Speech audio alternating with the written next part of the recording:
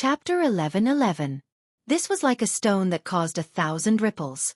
In this era, although there were many incidents that affected the dignity of the royal family, the biggest one being Arthur's patricide, the deeply rooted royal power that had been around for more than 2,800 years still deeply affected the majority of the people. They blindly believed in the king, and firmly believed that it was right and proper for them to serve the king and his lord. Hence, the matter of righteousness and reputation was rather important. Back then, Lang and Anduin had discussed that if Xueqi wanted to establish his own country, they would allow Xueqi to do so. That was something that was only known to the small circle of the highest echelons of the kingdom. Later, when Lang died, the last words he left behind said that Xueqi had the right to dismiss the king. In the hearts of the people, this was more like a performance of Lang's fairness and modesty. No one thought about how people would react if Xueqi really fulfilled the terms. The people only knew how powerful their own Grand Duke Xueqi was, and all their pride was based on Stormwind. In the past 20 years, Xueqi and Lang had been intentionally or unintentionally made into a close monarch and subject. Xueqi was even described as the most loyal subject in the world. Although Xueqi had always been self-conscious, it still had a certain degree of restraint on Xueqi. This was the problem of image. Now that the current King William had made such a declaration, it was definitely disadvantageous to Xueqi. At the end of the day, Xueqi was still William's subject in name. If Xueqi said that he wanted to limit the power of the nobles, the king would say that he would not give it to them. Once a fight broke out, it would not be a blessing in Stormwind no matter what. At least in terms of public opinion, the direction of public opinion had become a little chaotic. In the secret room of Storm Fortress, Bolvar apologized to Xueqi profusely. I'm sorry, Xueqi. It's my fault. But I really can't think of any way to stop them from meeting His Majesty. His Majesty is also soft-hearted. I don't know why he suddenly agreed to make such a declaration. Sigh. I'll go and persuade His Majesty again. Xueqi grabbed Bolvar. There's no need to go. I don't care about what His Majesty does. As long as you don't have to worry about the grudge you have against me, I'll be happy. Grudge. Bolvar sat down dejectedly. All right, I have to admit that after you returned, I had some complaints about you in my heart. When the late king was assassinated, Lothar and I were the ones holding the fort. Of course, I know that you are trapped outside for the Alliance and even for this world, but I still feel a little uncomfortable. Yes, I'm sorry. I've been neglecting the development of Stormwind for the past few years. Xueqi sighed. Please forgive me. After you returned, I was angry with you. After all, I was thinking that if you were here, this wouldn't have happened. Now that I think about it, I was actually looking for excuses for my incompetence. Bolvar was still the same Bolvar who was hailed as the role model of a holy knight. Xueqi gently patted Bolvar on the shoulder. Everyone has their own strengths and weaknesses. Don't give yourself too much pressure. Anyway, now, the other King Varian has been found and ensured safe. Then what do we do with the two kings now? Xueqi had a headache. The historical Varians split up and then merged back into one. There was a rather unscientific logic to it. The Princess of the Black Dragon's attack patterns were so diverse. How could he determine that it was a spell that could restore Varian's original appearance, and not the famous, deep breath? In reality, there wouldn't be such an eye-catching notification like, Onyxia took a deep breath. Who knew if it was a big breath of dragon breath or just a normal breath of turbid air? After all, Xueqi had only let the 4 Dragon Kings take the lead and finish off the Wings of Death the last time. Xueqi did not have the experience of fighting a demigod-level dragon. Many things could only be tried once. With the system's data, he would be able to make a more accurate judgment. Xueqi pondered for a while and finally said, This is an evil spell. The fastest and most convenient way is to find the caster. Fortunately, we all know where she is. This is also the reason why I've been secretly carrying out that plan ever since I returned. Bolvar's eyes lit up, but then he thought of something. There's another problem. Regarding Her Majesty's declaration, Xueqi smiled mysteriously. To destroy it, one must first make it mad. During this period, as long as I don't die, you don't have to worry about me. Bolvar thought of the nobles who had gathered around the Princess of the Black Dragon like sharks that had smelled blood, and he couldn't help but grimace. On the 20th of January, Xueqi was summoned by King Varian to the Storm Fortress and engaged in a heated debate with the conservative nobles in front of the king. The topic revolved around the vassal's rights and duties, and even royal authority. Royal authority. Her Majesty's authority is bestowed by the heavens. It is sacred and inviolable. Her Majesty extends her authority according to the will of the heavens. The nobles are Her Majesty's arms and fingers, so the noble's authority is sacred and inviolable. Countess Katrana sanctified the noble's authority from the very beginning. Royal authority is not innate. Without Thoradin the Great struggle 2,800 years ago, there would not be the Arathor Empire, and there would not be the Seven Kingdoms. Moreover, the Arathor Empire has already perished, as has the Stromgard Kingdom, one of the Seven Kingdoms. Xueqi retorted. That's because the heavens withdrew their blessings on these two kingdoms. Duke Marcus, do you dare to say that there are no gods in this world? Katrana's words were sharp. Generally speaking, the debate between idealism and materialism was nonsense. Neither could convince the other. In a situation where science was not sufficiently developed, it would be a disaster if idealism led the conversation in a direction that could not be proven by materialism. It was a pity that this was Azeroth, a world where souls could be seen with the naked eye, and where even gods frequently appeared. Although humans did not believe in the goddess of the moon, Elune, most of them knew of her existence. In addition to the existence of mysterious people like mages, warlocks and priests, the result was that the royal authority theory was very popular. As soon as Katrana finished speaking, all the nobles, including the neutral knights, could not help but nod. Xueqi did not have any good ideas in the debate. He could only explain his position from the different demands of the new era nobles on the progress of society and the development of productivity. For example, the impact of banning the circulation of goods and increasing the circulation cost on society.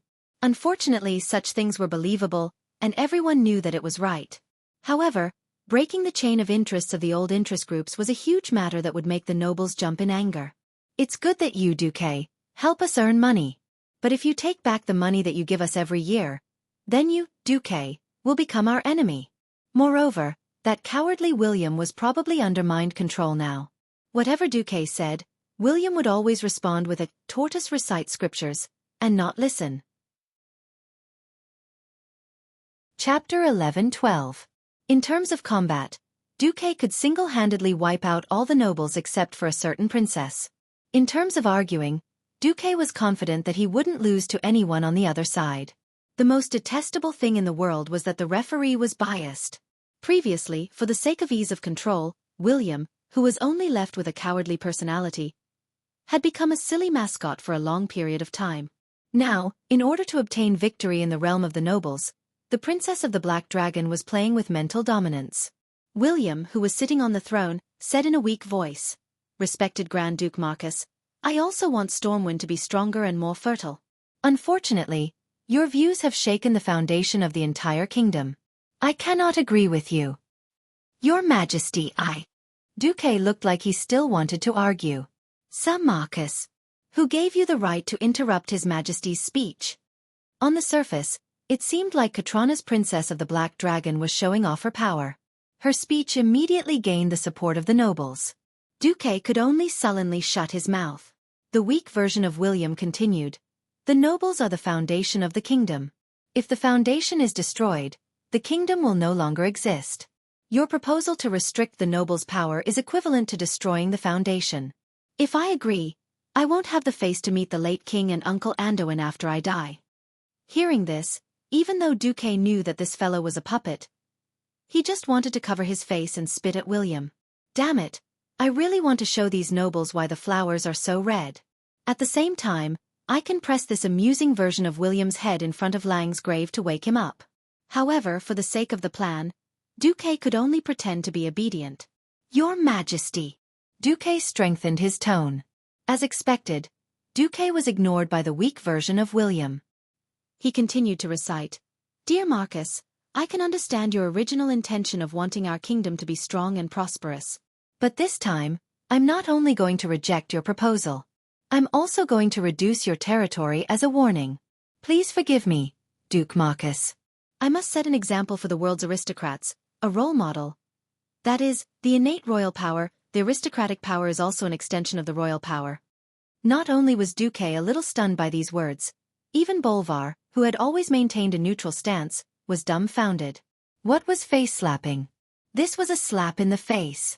Generally speaking, as long as one did not commit treason, the king had no right to reduce the fief of his vassals. Now, Xueqi had proposed to reduce the power of the nobles, but Xueqi had raised this issue publicly during the annual meeting due to internal conflicts. Treason was definitely out of the question. If he were to reduce his title, it would be a little too much. Of course, the reason was also reasonable. More importantly, Bolvar knew that the timid William's mind was being manipulated, but he didn't dare to do so. For a moment even an honest man like Bolvar was on the point of flying off the handle. Xueqi's thoughts were also spinning rapidly. At his position, he was no different from a king. But as long as he still acknowledged his position as a vassal of the House of Rin, he would definitely be at an absolute disadvantage politically. No, it should be said that in a sense, even if he were to be reduced by 1 square meter, it would be a slap in the face. The key now was how big Onyxia's appetite was. If her appetite was small and only wanted to create Stormwind conflicts, she could let this puppet William announce that all of his fief would be reduced. This left Xueqi with 3 choices. First, he could expose her true colors and start a fight in Stormwind Fortress, just like in history.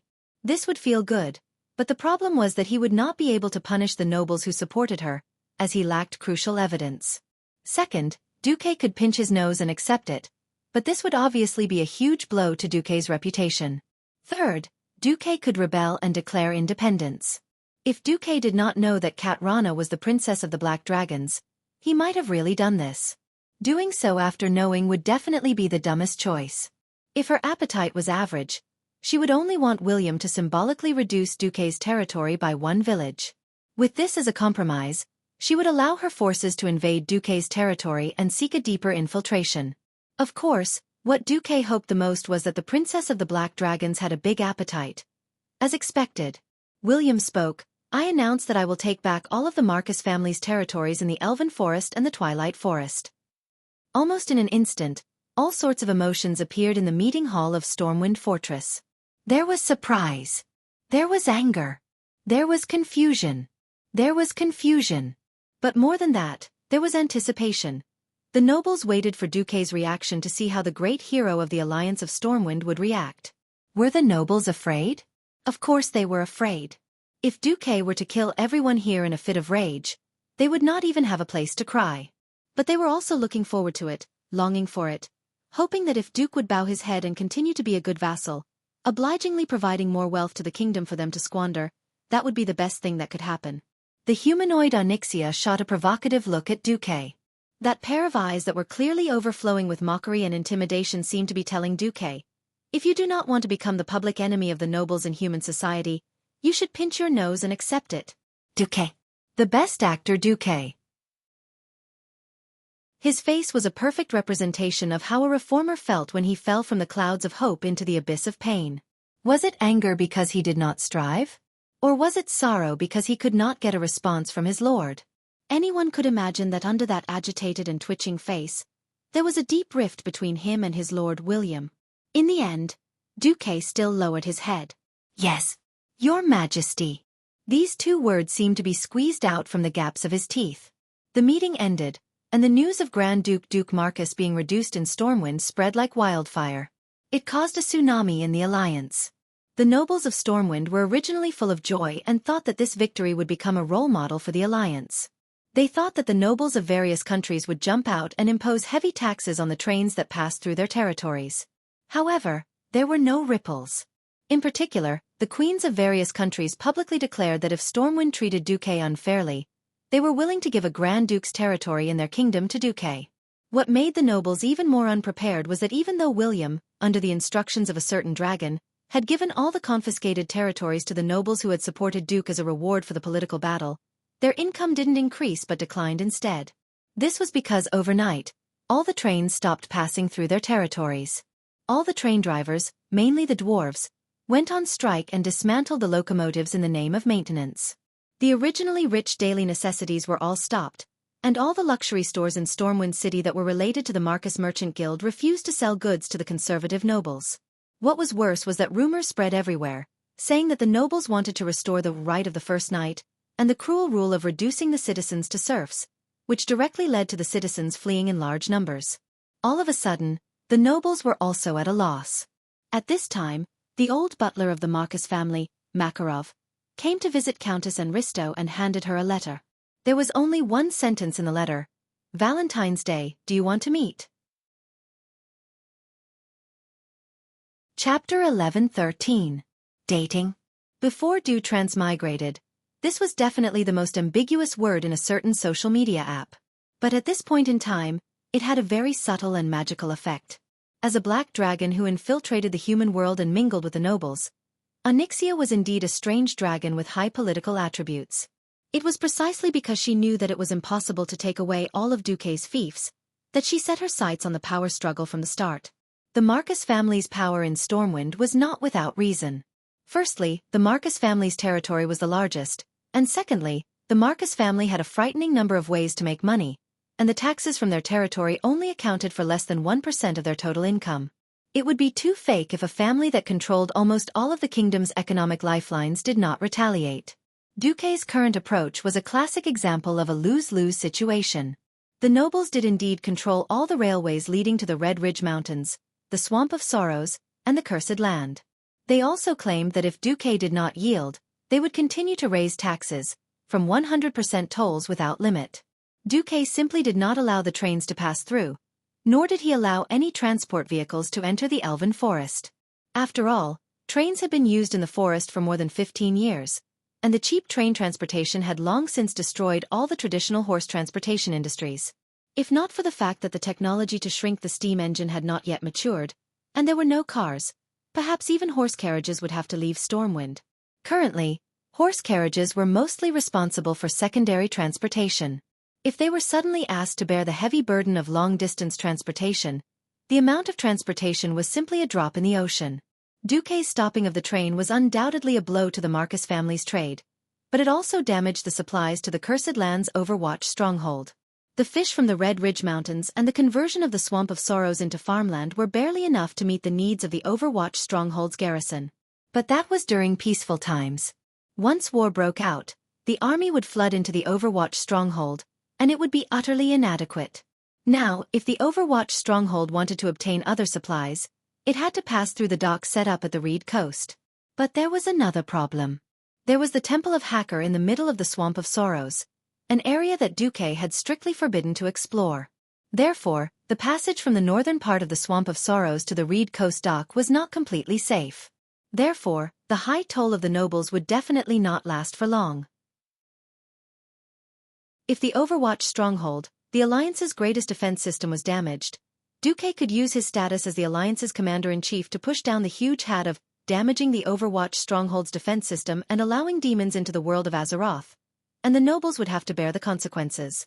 The current Storm nobles were much cleaner than the ones from the first year of the Dark Portal. Unfortunately, it was still not clean enough. Back then, Duque had used the Bloodsail pirates to exterminate the nobles, but failed to obtain Lang's full support. As a result, he had left behind a trail. When Duque had gone missing twice, Lang had allowed quite a number of noble descendants to inherit the main family and restore their family names. Perhaps it was out of the mentality of compensation, or perhaps it was because he felt that the meeting hall was too empty. It was just that Lang had never thought that after his and Lothar's deaths, the restoration of the aristocratic forces would be so fierce. Moreover, as the regent Bolvar was also a great noble. As a result, a new batch of parasites was born. These fellows did not have the courage to go head-to-head with Duque. From their point of view, as long as they kept their power, Duque would still be able to give them the toll, and that would be perfect. After Duque's actions caused both sides to suffer, the voices of the conservatives asking for peace also became prevalent. The nobles all told Kat Rana to stop while she was ahead. The Black Dragon Princess was here to cause trouble, and before she had completely seized the highest power in Stormwind, she did not want to shed all pretense of cordiality. Therefore, from her point of view, Duque was using the excuse of a Valentine's Day date to ask for peace. A good excuse. It also suits his identity as the Duke of Chastising. The Black Dragon Princess, who had transformed into Kat Rana, smiled faintly. A few dukes came up to her. Then, "Enristo, what are you going to do?" "Date. Of course I will go. The essence of politics is to compromise. Since there is no benefit to either side, peace talks are the only way out." If Grand Duke Marcus is willing to give up his queen's lovers, and the price is high enough, how about I marry him? Ha ha! If he only found out that I was a dragon on his wedding night, and I tore him apart, the great hero of the alliance with only half of his body left. That expression would be great. Onyxia's evil and charming smile was seen by the nobles as having a card up her sleeve. The stagnation of the logistics caused a considerable degree of chaos within the kingdom, but there were two places that were not affected. One was the Western Wilderness, where the railway was still supplying supplies to the pioneering army that was developing the territory in Stranglethorn Vale. The second was Stormwind City. Although the supplies that were supposed to be transported to the Elven Forest were all piled up in the warehouses of Gold's Higher Town, the supplies supplied to Stormwind City were still there. It seemed that the upcoming Valentine's Day event on the 14th of February was not affected at all. The army continued the tradition of more than 10 years, routinely giving all soldiers who were not on urgent missions or on guard duty a holiday. A large number of soldiers in civilian clothes poured into the streets of Stormwind City, dressed up with a few months' worth of military pay in their hands, so that it was convenient to express their love, or directly buy gifts for their girlfriends that they had not seen for a while. As one of the large-scale series of activities to celebrate the 20th anniversary of the Alliance, Stormwind City held a big event on Valentine's Day this year. The Marcus family took advantage of their developed marine products to have the Nagas bring a large number of incomparably beautiful giant corals and shells from the bottom of the sea, and then specially made it a lover's island, in the center of the Mirror Lake outside Stormwind City. It was a hollow man-made island with a zigzag interior. Couples could spend up to 10 silver coins to rent a beautifully decorated two-person boat and row into the caves of Lover's Island. In the deep but well-lit waterway, they could listen to the melodious violin and piano concerto that could be heard all over the island while admiring the decorations on both sides of the waterway that looked like the Dragon Palace in a fairy tale. They could enjoy the romance and warmth. There were a total of 1024 waterways provided to ordinary people, each of which was 300 meters long and had a time limit of 10 minutes. There were 108 waterways provided to the upper class, each of which cost 10 gold coins and had a time limit of 90 minutes. There was also a small private dock at the end of the waterway that could be uploaded, providing all kinds of services.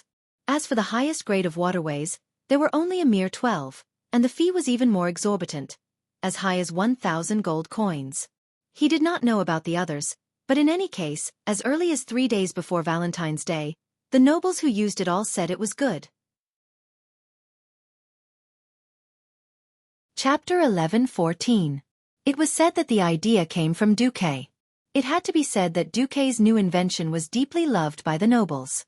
If it wasn't for Xueqi wanting to deprive them of their power, Xueqi would have continued to be the most loved person among the nobles of Stormwind City. Sigh. Who asked Xueqi to come from a place with an explosion of information? Not to mention the prop scene in the 10 terabytes porn, just the lover boat that Xueqi made according to the Valentine's Day event in the game had instantly killed the hearts of all the noble girls. It was obviously the simplest sampan, with 2 heart-shaped backrests and red velvet sofa cushions. Then, the bowstrings of the sampan were inlaid with a shiny silver iron sheet similar to silver. The bow and stern of the sampan were elegantly curved, with a heart-shaped pendant hanging from each of them. They were even made of red glass. The whole set only cost around 10 silver coins. Adding the corals and shells in the sea to make a large island, the lowest fee was 10 silver coins. One had to know that apart from labor, everything else was free. Du had an idea. The Valentine's Day event in Stormwind City was open to the commoners, and it could earn at least tens of thousands of gold coins. Moreover, the top waterways were almost fully booked the moment they were released. Except for one. On the night of February 14th, this was a day that caused unlimited damage to single dogs. It was useless to be handsome if he couldn't get a date. He might as well go to the hospital for a vasectomy. Countess Katrana and Risto pretended to be low-key as she arrived at the Mirror Lake. As soon as her carriage arrived at the lake, it caused a commotion. It's Countess Risto. I heard that she will soon be promoted to a marquis by His Majesty. Ah, she's so beautiful. Oh my God. Who is she going on a date with? Our Stormwind City's rare beauty is finally going to fall. Who is it? Who is it? However, the person who appeared in front of Countess Risto made the nobles beat their chests and stomp their feet. It was an old butler with braided silver hair, a well-groomed appearance, and a black tuxedo. Everyone recognized him as the Marcus family's butler, Makarov.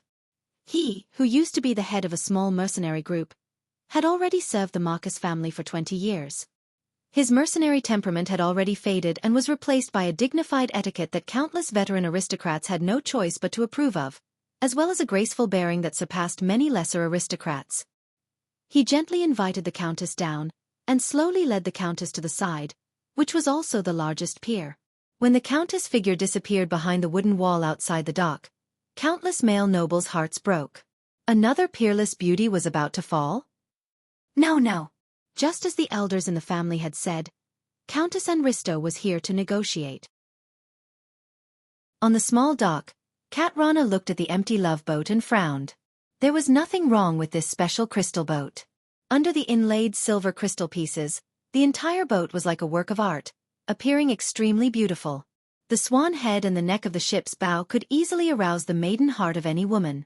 However, the protagonist was not here. Since she was here for a date, she could not bring her staff like she did on other occasions. Today, in her right hand was a folding fan embellished with black velvet. On the surface, Countess Anristo was still a powerful radiant moon mage. The Countess opened the folding fan, fanned herself and asked unhappily, "Where is your master? Making a lady wait is not what a gentleman should do." "I'm here." Accompanied by a slight magical wave, Duque's entire body appeared out of nowhere and appeared behind the Countess. When he spoke, he inadvertently breathed out hot air, and it just so happened to be on the Countess' slender white neck. This terrible touch gave the Black Dragon Princess goosebumps. For a moment, Onyxia wanted to turn around and give someone a deep breath. Hee. What a surprise! The princess, who still had the appearance of a countess, turned around elegantly, and then revealed a formal, no, a horrifying smile that could be classified as a fake smile. Would Duque, who had seen countless women and played the game of infernal affairs with the twins of Erida, be afraid of this? Would the Black Dragon Princess dare to show her draconic aura now? If it was an ordinary mortal, they would not even dare to move when faced with such an oppressive smile. You want to ask Duque if he dared to move? If he dared to move. Of course he dared to move. What kind of person was Duque without integrity? He knew that the Black Dragon Princess was in a bad mood, but he still went forward and stretched his claws towards the waist and thighs of the Black Dragon Princess. There were 3 choices in front of the princess. One was to fall out with Duque and leave angrily, without knowing what kind of price he was going to propose. The second was to submit, but she was in a bad mood, so how could she choose this? So she chose the third. She immediately cast a spell to resist. The white light of frost magic suddenly lit up on her graceful female body. Who knew that Duque's moral integrity would be so low as to use counterspell immediately? I've seen shamelessness, but I've never seen such shamelessness. The Black Dragon Princess disguised radiant moon magic circuit was obviously not a match for the Breaking Dawn level Duque. Unless she exposed the power of the Black Dragon hidden under the disguise of the magic circuit, she was nothing more than a weak woman who had lost her magic power when all the magic circuits were sealed. And according to his calculations, the Breaking Dawn level counterspell was enough to mess up her magic circuit for 5 minutes. Wait. What are you trying to do? If you mess around, I'm going to scream. Scream all you want. No one will come even if you scream yourself hoarse. Besides, I won't do anything to you. Duque had a mischievous smile on his face as he stretched out his hand. Onyxia felt aggrieved. She didn't want to expose herself, but she also didn't want Duque to have his way. That was impossible. Even if she forcefully lifted her calf and used her fist to hit Duque's head, how could a weak girl like her resist the strength of a grown man? Just like that, Duque carried Onyxia in a standard princess carry, grabbing her by the waist and clasping her thighs. Duke Marcus, put me down. Put me down. Duque ignored the Black Dragon Princess' protests and carried her off the boat. Makarov was a mortal after all, and didn't know the Black Dragon Princess' identity. He was only surprised at his master's impatient behavior. Wasn't this almost like forcing himself on her? He knew very well that Duque wasn't that kind of person. What was Duque doing? Chapter 11:15. But no matter what, Makarov had to be on the same side as Duque. Suppressing his doubts, he held onto the bow of the boat and allowed Duque to board. Yet, his behavior had evoked another thought in the Princess of the Black Dragon, that Xueqi was doing this on purpose. Then the question was, why would Xueqi do this to her?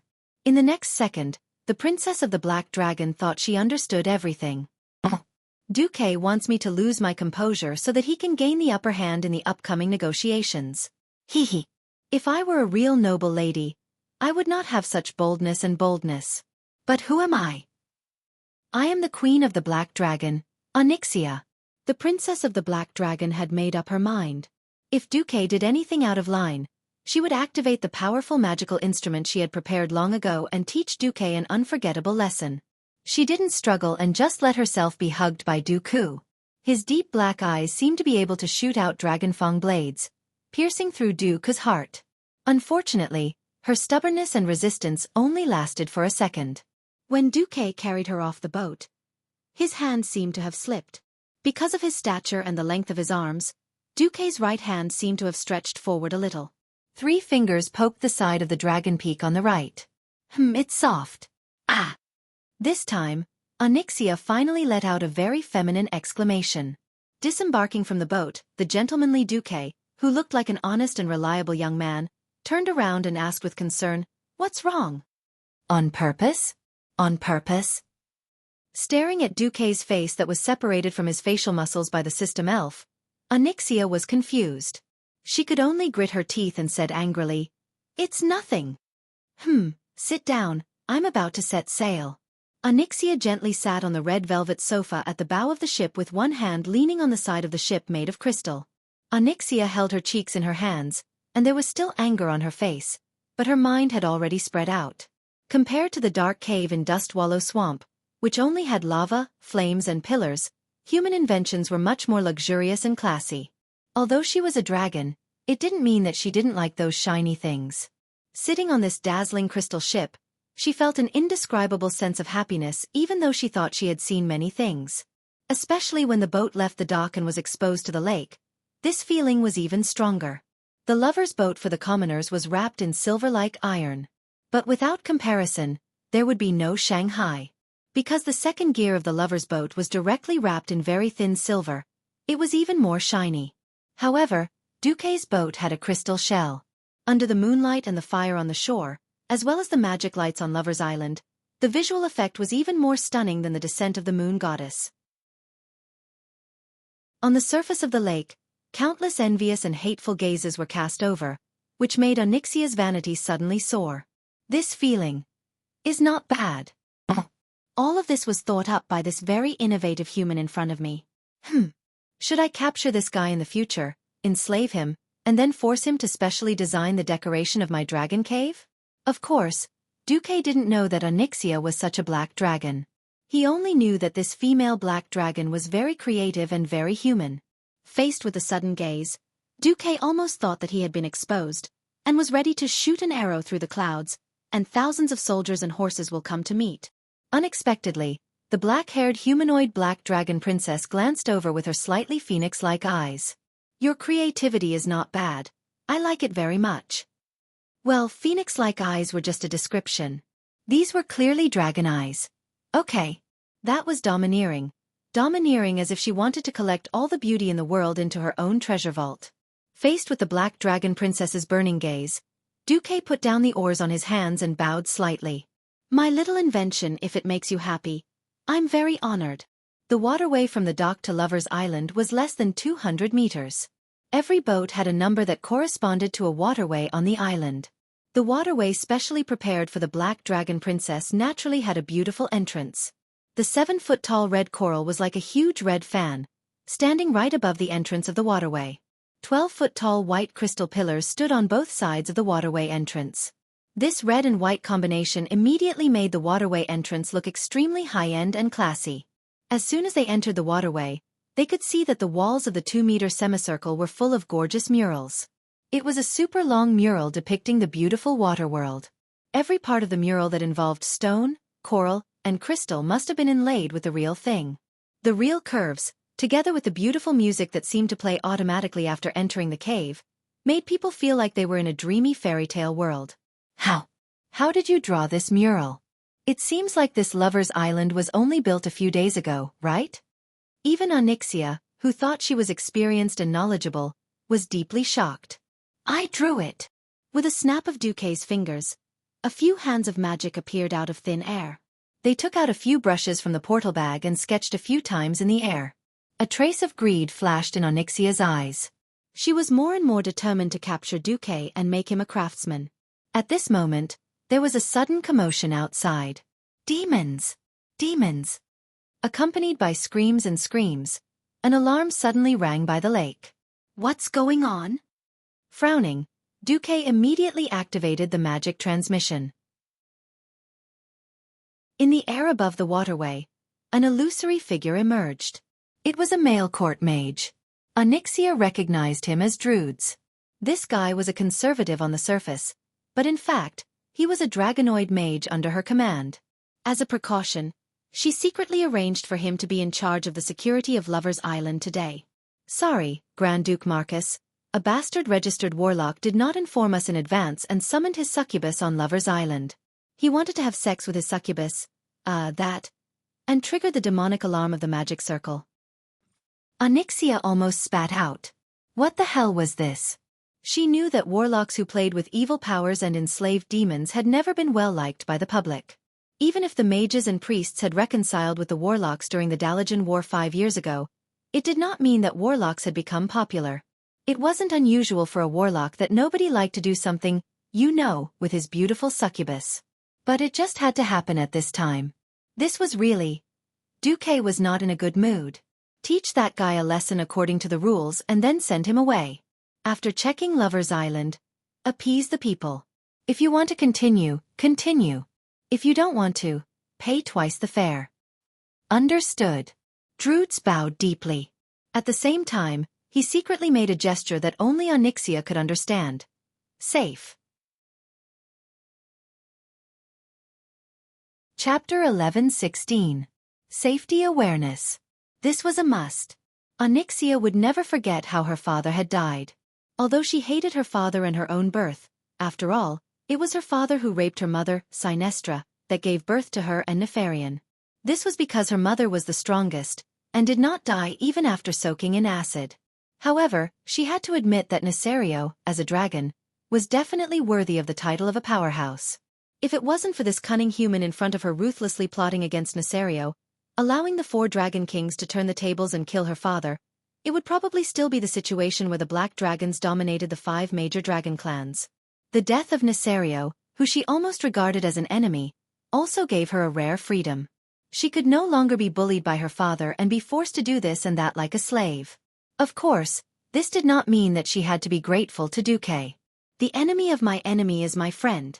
This was only based on the fact that the enemy still existed. If the common enemy was gone, what about the relationship? Humph. Of course it was her, the great black dragon queen, who had the final say. Gently waving her fan, Onyxia even had the time to look around. This was a very shallow waterway. The water was probably only knee-deep, but the surrounding decorations were really beautiful. In addition to beautiful corals and crystals, there were all kinds of pearls, and even rare orbs of justice, and pieces of large magic light fragments. These were expensive materials that should have been used as high-level enchantments, but they were used as decorations. This kind of gorgeous and explosive decoration was very much to Onyxia's taste. All right, Duke Marcus, don't mention the word's date. We're all smart people. What conditions do you have? The Black Dragon Princess, who thought that she had everything under control, threw out the words directly. She was waiting to see how Xueqi would respond. But Xueqi... There was a mysterious look on Xueqi's face. I don't want to use such a lousy excuse like a date. It makes me seem like a fool who can't move his legs when he sees a beautiful woman. But I really can't think of a better excuse for me to get close to you. Heh, is that so? I'm actually a little disappointed. Onyxia smiled as she shifted her legs. Tonight, she was wearing a long dress with a red base and black lace. Paired with the black lace suspender stockings that were invented and spread by a certain dude 15 years ago, she was as sexy as she could be. It was hard to tell when she was wearing formal clothes, but Onyxia was obviously the kind of perfect body that showed off her thinness and flesh. When she deliberately leaned against the red chair on the boat and crossed her legs, that absolute territory, that Dragon Valley, really stimulated Duze. Of course, Xueqi knew that she was deliberately showing off her femininity. Unfortunately, when he thought of her sharp fangs and how she could casually skewer him with just one of her dragon fingers, Xueqi shuddered. The beauty in front of him suddenly became dull and tasteless to him. All right. What are the conditions? Onyxia was a little disappointed that her great seduction technique didn't seem to be good enough, but it was just a little. The condition is... Do you know what fear is? Suddenly, without any warning, a vivid image appeared in Onyxia's mind. The world was chaotic. She struggled hard to break through this suffocating world. How long did she knock? She forgot. Anyway, when she finally succeeded in breaking the damn eggshell, the scarred black behemoth that appeared in front of her made Onyxia fall into the deepest shock. It was a terrifying exotic beast that was pitch black in color. On its jagged skin layer that resembled a lizard's, there was a pair of pale-colored metallic horns that alternated between gray and white. On the bat-like black wings supported by bone, almost every key part had a huge, spiky horn, sharp and hard, full of violent beauty. What made her feel even more horrified was that the behemoth in front of her was covered with scars. On the shoulders, chest, abdomen, between the crisscrossed huge scratches, there were also traces of bone-deep corrosion. Those scars seemed to be from a long time ago, but even after such a long time, she could still feel the horror at that time. How could the behemoth in front of her survive such heavy injuries? Its thick and powerful tail with several spikes scratched the rugged reddish-black rock layer, making a sharp sound. It was coldly looking at her as she crawled out of the eggshell. The gaze wasn't just judging, it was clear to the point of almost materializing hatred and disgust. Onyxia shuddered. But when she raised her head, a familiar, intimate and terrifying feeling of absurdity welled up in her heart, causing her to shout out the first sentence in her life. No, it wasn't a sentence, it was a name. Xylo, translated into the common language, it was Sinestra, that was, her mother's name. The behemoth. No, her mother. Sinestra shuddered. Then, she felt an even deeper disgust. She opened her huge mouth and let out a sulphurous breath, and the disgust in her vertical pupils deepened. Damn it, I only had 2 eggs with that bastard, and they're both true dragons with inheritance. The descendants of 2 colossal dragons were not necessarily true colossal dragons. Only the descendants who inherited their parents' wisdom could grow into dragons like their parents. Many times, there would be all kinds of mutations, such as the eggs hatched being dragon men, half-dragonmen, or even dragon beasts that pure-blooded dragons looked down upon. These inferior creatures were destined to have a low status in the dragon race. But from the sound of it, Sinestra would have preferred to give birth to such scum. Soon, Onyxia understood how her father forced her mother to give birth to her and her brother. It was a tragic childhood, a past that she couldn't bear to look back on. But why would she think of this now? Suddenly, a sharp pain interrupted her memories. By the time she regained her senses, a glittering divine artifact longsword had already pierced through her chest from behind. She immediately realized who had done it. Duke Marcus. Her deafening roar made the entire Lover's Island tremble. The sound waves were so astonishing that even the people far away at the edge of the Mirror Lake could clearly hear it. The conservative nobles were dumbfounded. That's Countess Anristo's voice? How could it be so terrifying? Yes, terrifying. Angry. Violent. With endless murderous intent. Onyxia finally realized that she had fallen into a trap. Just like how Xueqi saw through her father's transformation spell, he saw through her now. The next moment, more than 100 portals suddenly opened around Lover's Island, and more than 10 powerful auras appeared. Chapter 11:17. This year's Valentine's Day, as one of the continuous events of the Alliance's 20th anniversary, was especially grand.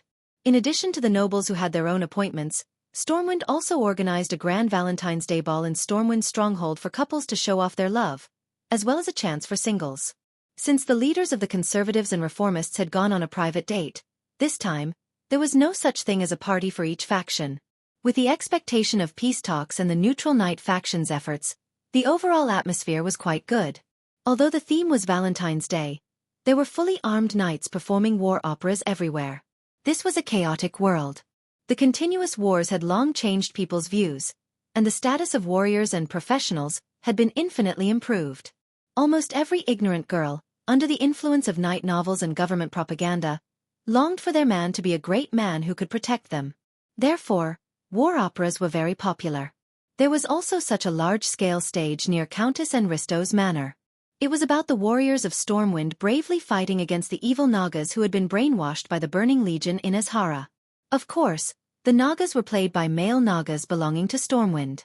In Stormwind's stronghold, when the atmosphere was at its peak, Bolvar suddenly stood on the high platform, and under the spotlight of the magic lamps, clapped his hands, and asked everyone to be silent. Now, please allow me to put on a Valentine's Day special for everyone. Valentine's Day special? Even Bolvar, who was always serious, was enlightened. The nobles were very curious. In the next second, an uproar rose among the crowd of nobles. Because in the huge magic mirror that was 10 meters by 10 meters, it was Duque and Countess Katrana who were rowing the boat. Ha! Is Duke for Dragon going to show us a live show? Some of the nobles burst into laughter. When everyone saw the beautiful countess adjusting her legs and almost revealing her absolute domain, the atmosphere of the scene instantly reached its peak. No one knew what Bolivar was doing with this live broadcast, but everyone's gossipy hearts were burning fiercely. Could it be that after signing the peace treaty, the two sides would immediately get married because of a political deal? Some young nobles even began to whistle. In the next moment, the scene changed. Duque suddenly said, "Do you know what fear is?"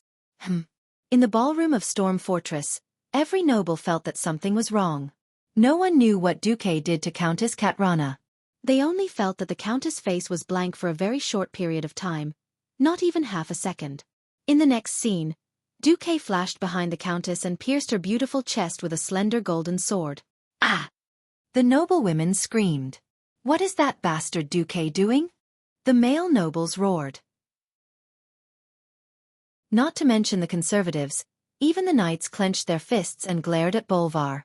In every eye was the same question, the same angry reproach. "What do you mean, Bolivar? At a time like this, you want us to watch a despicable murder and a political coup? Past. This was definitely going overboard. Only the most despicable of nobles would resort to such underhanded methods as murder. Damn it! We were wrong about Duke Marcus. What great hero of the Alliance.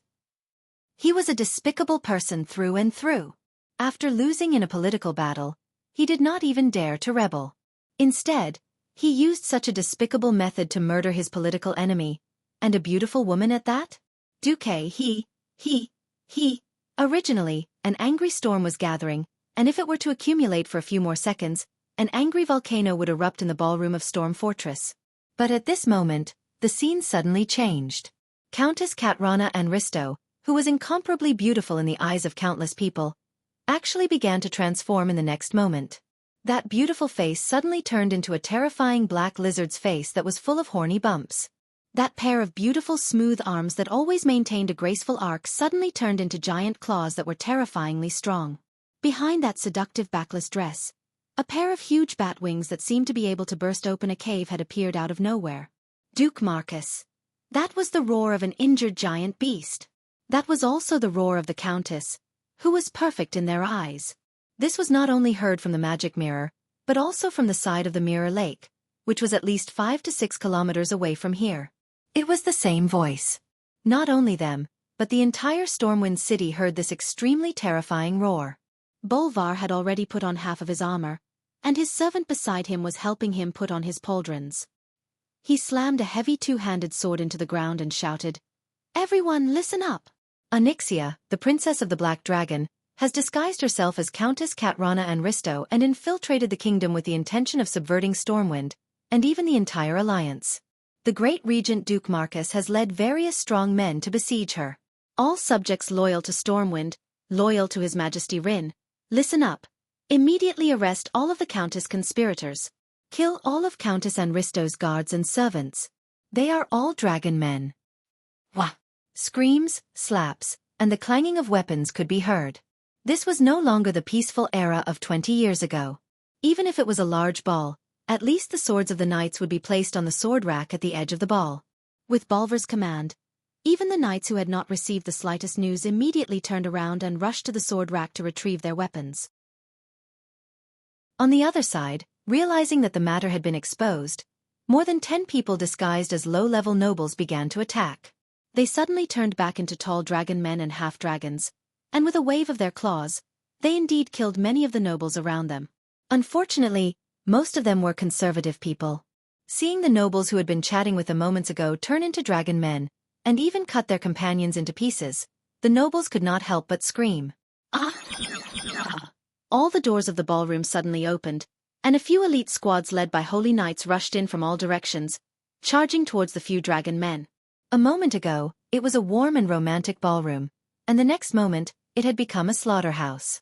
After taking care of a giant dragon man that was at least 4 meters tall, Bolvar finally understood Duque's good intentions. A mere dozen or so dragon men had already caused chaos in Fort Storm. If Onyxia, who was in charge, was still here, Fort Storm would probably have to be rebuilt again, and who knew how many people would die. Chapter 11:18. Outside the manor of the Countess of Anristo, the knights who had been performing an opera just a moment ago had suddenly become real. The audience saw the soldiers who had been singing loudly on the stage a second ago, and then immediately charged into Anristo manor the moment they heard the commotion. They were all dumbfounded. Although a civil official immediately ran out to announce the Countess' crimes, the crowd only dispersed in shock after a series of inhuman roars and sounds of battle. Kill! Leave no one alive in the manor. Don't hold back. Even if it looks like a young girl, it could be a dragon. Surrender is only allowed under the premise of absolute safety, and use the enchanted long sword, Dragon Slayer, to test its true form. Reginald Windsor did not know that in the original history, the day he exposed Onyxia's plot would be the day of his death. He would be killed by the Black Dragon Princess, and even Bolvar would not be able to save him. History had changed once again. Behind him, there was an endless stream of elite infantry, elite professionals, and half of the mechanized dwarven division. However, no matter how perfect Duque and Bolvar's ambush plan was, there were still mistakes. Many Draconians and Draconians had already washed away their countess status, and turned into ordinary humans to hide in various parts of Stormwind City. The officials had already opened the broadcast to announce this matter. Unfortunately, in order to keep it a secret, it was impossible to inform the patrols. When the Draconians and Draconians who looked no different from ordinary humans suddenly transformed and attacked, there were still many casualties in many places. Standing on the southern balcony of the Storm Fortress, looking at the light in the direction of Mirror Lake in the distance, Bolvar held his head, and deeply blamed himself. It's all my fault. I actually let so many evil beings into the core of the kingdom. No matter what, everyone's focus was still on Lover's Island in Mirror Lake. There, the powerhouses of the Alliance and the Horde gathered. Kane, Grom, Varrock, and Wajin, the 4 Horde powerhouses followed Jaina through the teleportation gate. Among the warriors of the Alliance, there were the Rogosh version of Varian and the Bronzebeard brothers from Iron Forge. The remaining 4 of the 5 Silver Saints, Tyralion, Sidon, Tyrion, and Gavin Radzi, along with Mograine, Abendis, and Riadaline, were the strongest paladins in the world. The thieves consisted of the Van Cleef father and daughter, Gavalilla. The ranged attackers were the 4 Windrunner sisters. The mages were Duque, Jaina, Ronan, Elucia, Solarian, Gina Goldsword, and Master Craftsman Jerben. There were no warlocks, and the priests were Tyrant, Benedicta, Sally Matwin, and Kalia. The druid is Brawl. This time, other than Lilith and him, who were variables in history, the others were standard Hall of Famers. Duque had spent a lot of effort to form a 30-man team from the Hall of Fame, not just to beat Onyxia away. He wanted to capture Onyxia. No matter how bad it was, he wanted to get rid of her. Of course, they had to capture him to save William. However, if they couldn't capture him, and the Goddess of Fate wasn't on their side, they would have to kill him if the historical event of the 2 Williams merging into one didn't happen. Duque wouldn't let Onyxia go back to her lair no matter what. Her lair was in the Dust Wallow Swamp, which could threaten Theramore and directly affect the wood and mineral trade between the Alliance and the Horde. This was why the Horde was willing to send the 4 beasts to help after Duque explained the situation to Thrall. Of course, Grom was very happy to finally have a chance to return the favor. After all, Duque had said that if he helped out, the favor between him and Grom would be cancelled. In addition, Cudrin Wildhammer had also pulled 2,000 Griffin Knights and 3 Dalajan high-grade mage teams to set up a magic formation outside the perimeter to hold the line. It wasn't an exaggeration to say that this was an inescapable trap. Hearing the terrifying dragon roar on Lover's Island, Gavin Rad whistled. Why does the black dragon always like to run into the alliance? The old one is dead, and the young one is here to deliver food? Why don't you think about the horde? Woken rolled his eyes at Gavin Rad. Gavin Rad, don't be careless. Theon rolled his eyes at Gavin Rad. Yes, yes, yes. Gavin Rad promised. In fact, only Theon, who was also one of the 5 Silver Saints and was older, could suppress him. After all, his status was there. However, he didn't stop talking. Speaking of which, Boss Duque personally set up an ambush. There's no one who can escape on their own, right? And Arthas. Mograine clenched the Ashbringer in his hand.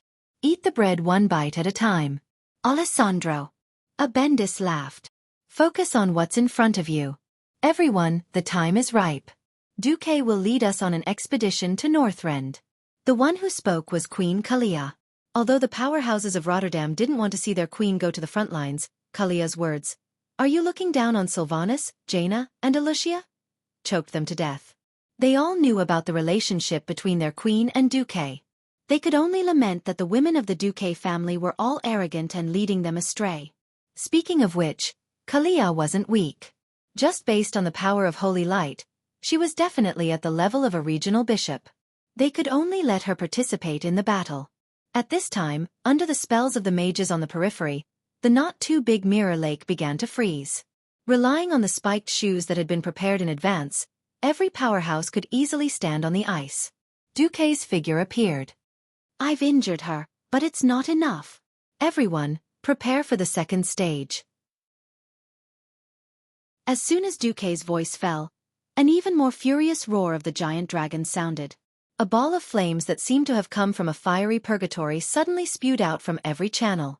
Even though the powerhouses had already maintained a safe distance, they were still a little speechless. The artificial outer shell of Lover's Island exploded under the dragon's breath, but there were no splashes of debris.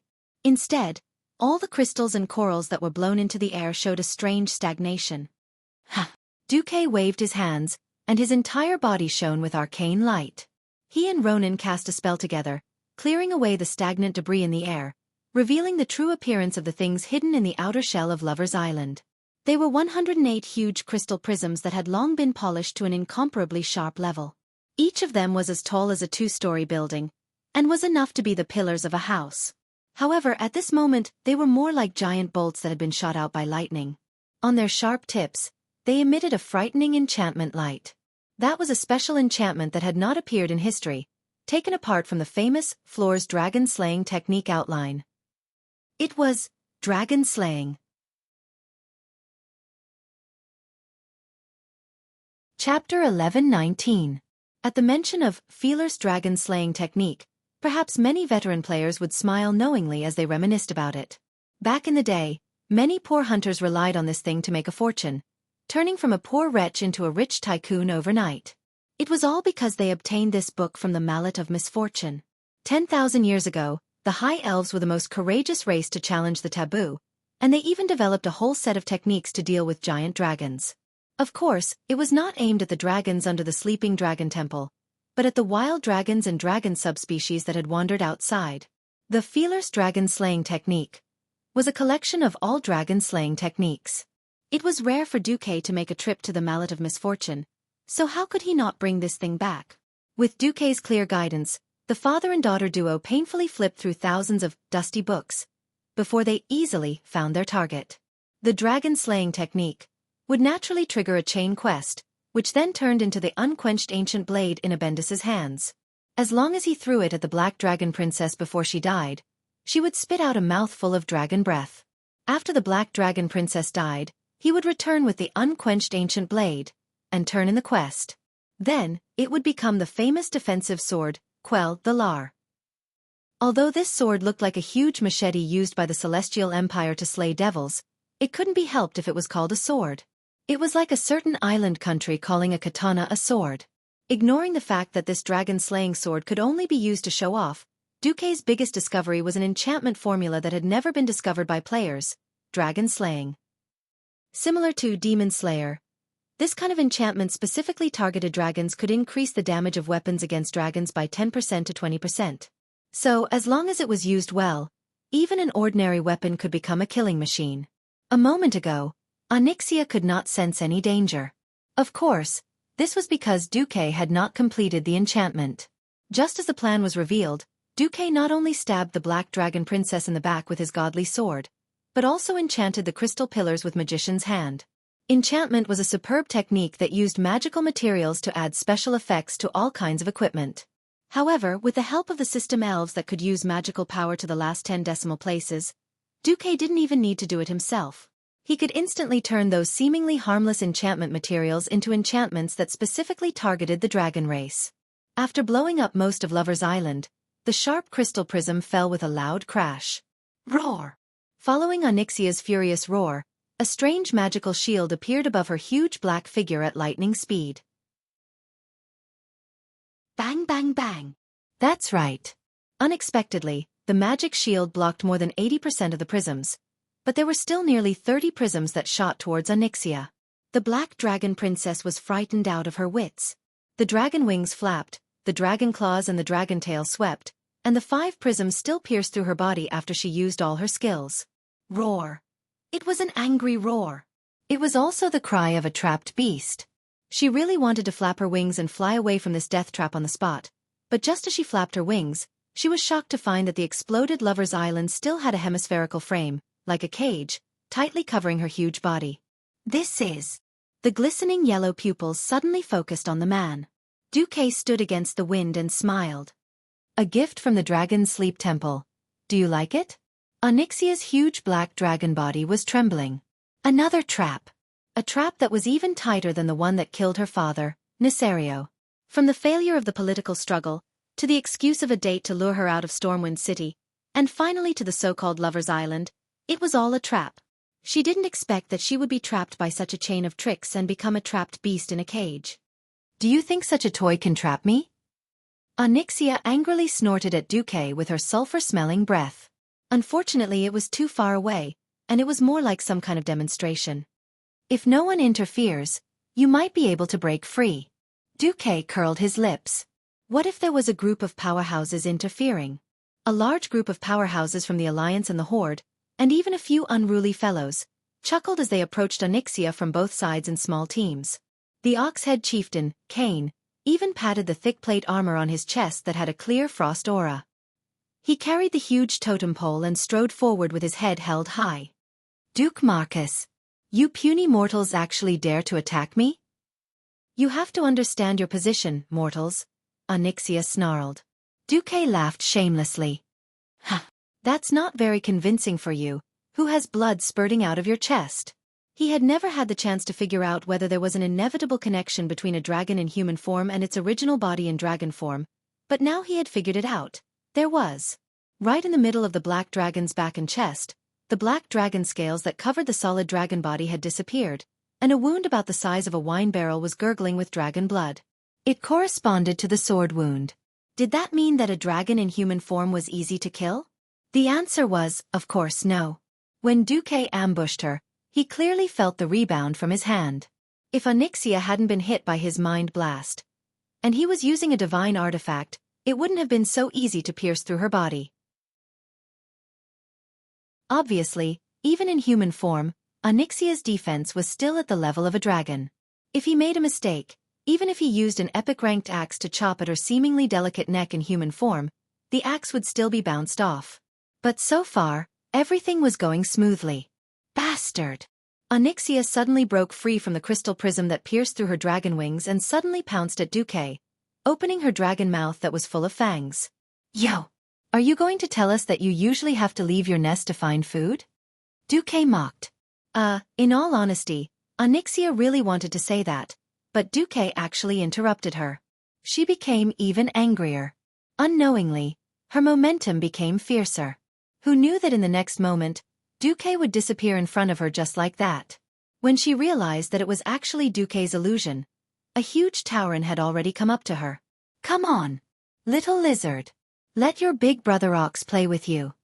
The thick totem pole, which was as tall as a building, swept over unreasonably. The old ox in history was not as awesome as he was now. Because of a certain someone Cain, who accidentally participated in the Battle of Mount Hyjal in advance and split the spoils, was covered in gorgeous equipment. For him, The almost doubled strength value was like adding wings to a tiger. As the pillar went down, Onyxia felt as if she had returned to her childhood. That time, she was so funny that she bumped into a mountain. Just like the last time, 2 of her dragon teeth were broken.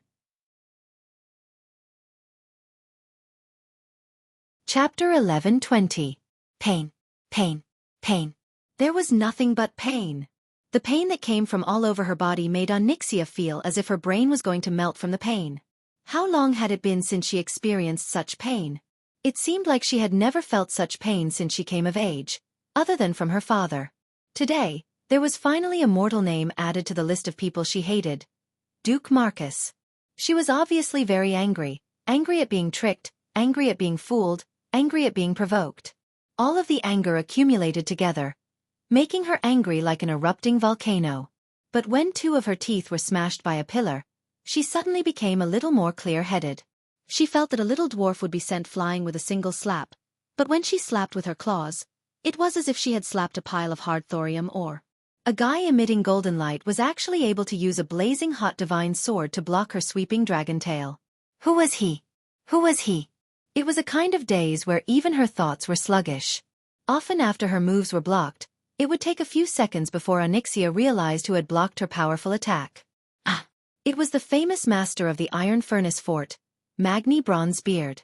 It was the famous deputy commander of the Alliance, Turalian, who wielded the divine sword, Quell Zarum. It was fine if it was these famous strong people in the Alliance, but there were some people who she could not even name who also caused her a considerable degree of pain.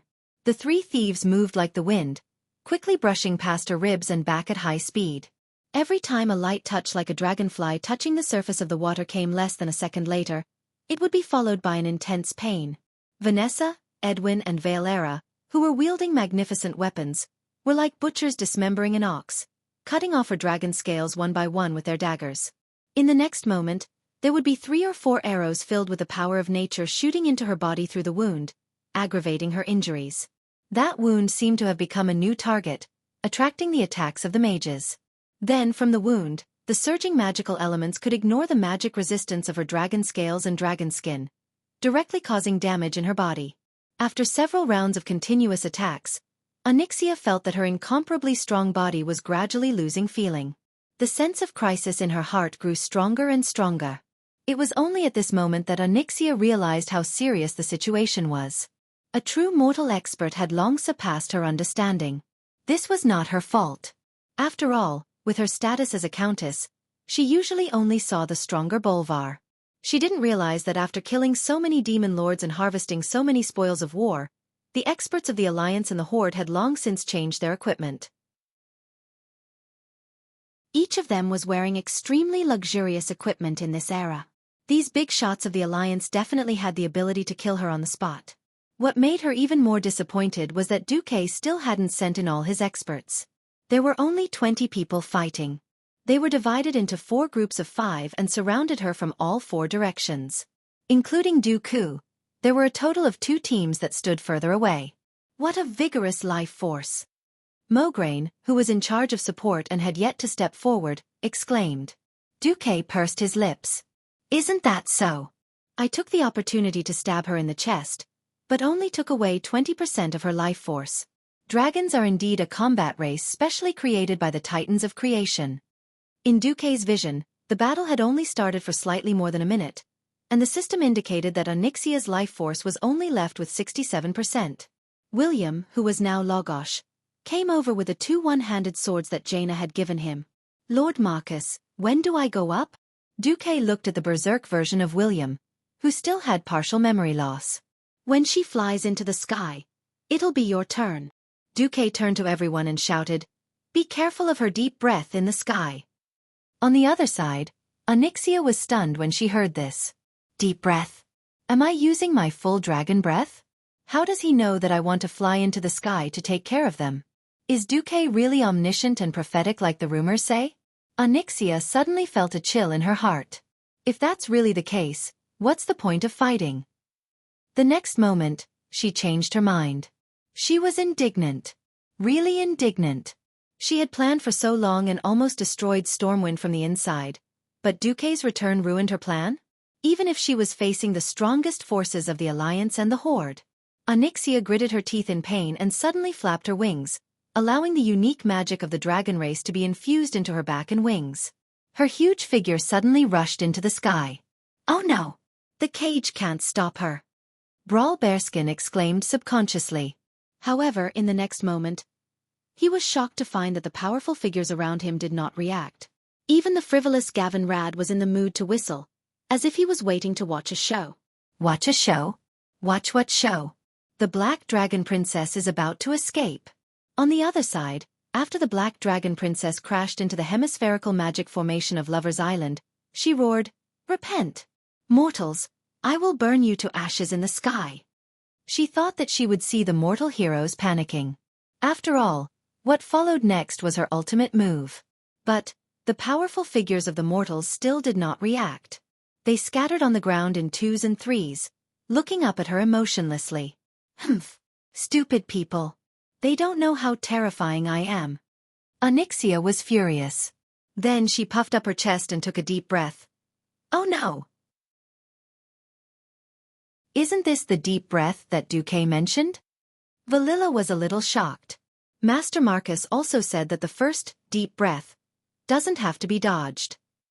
Vanessa waved the pair of high-tier epic-grade daggers that Valilla was extremely envious of. But, just as Brawl, Valilla and William were panicking, Xueqi shouted in his heart, "Debt collector beats people."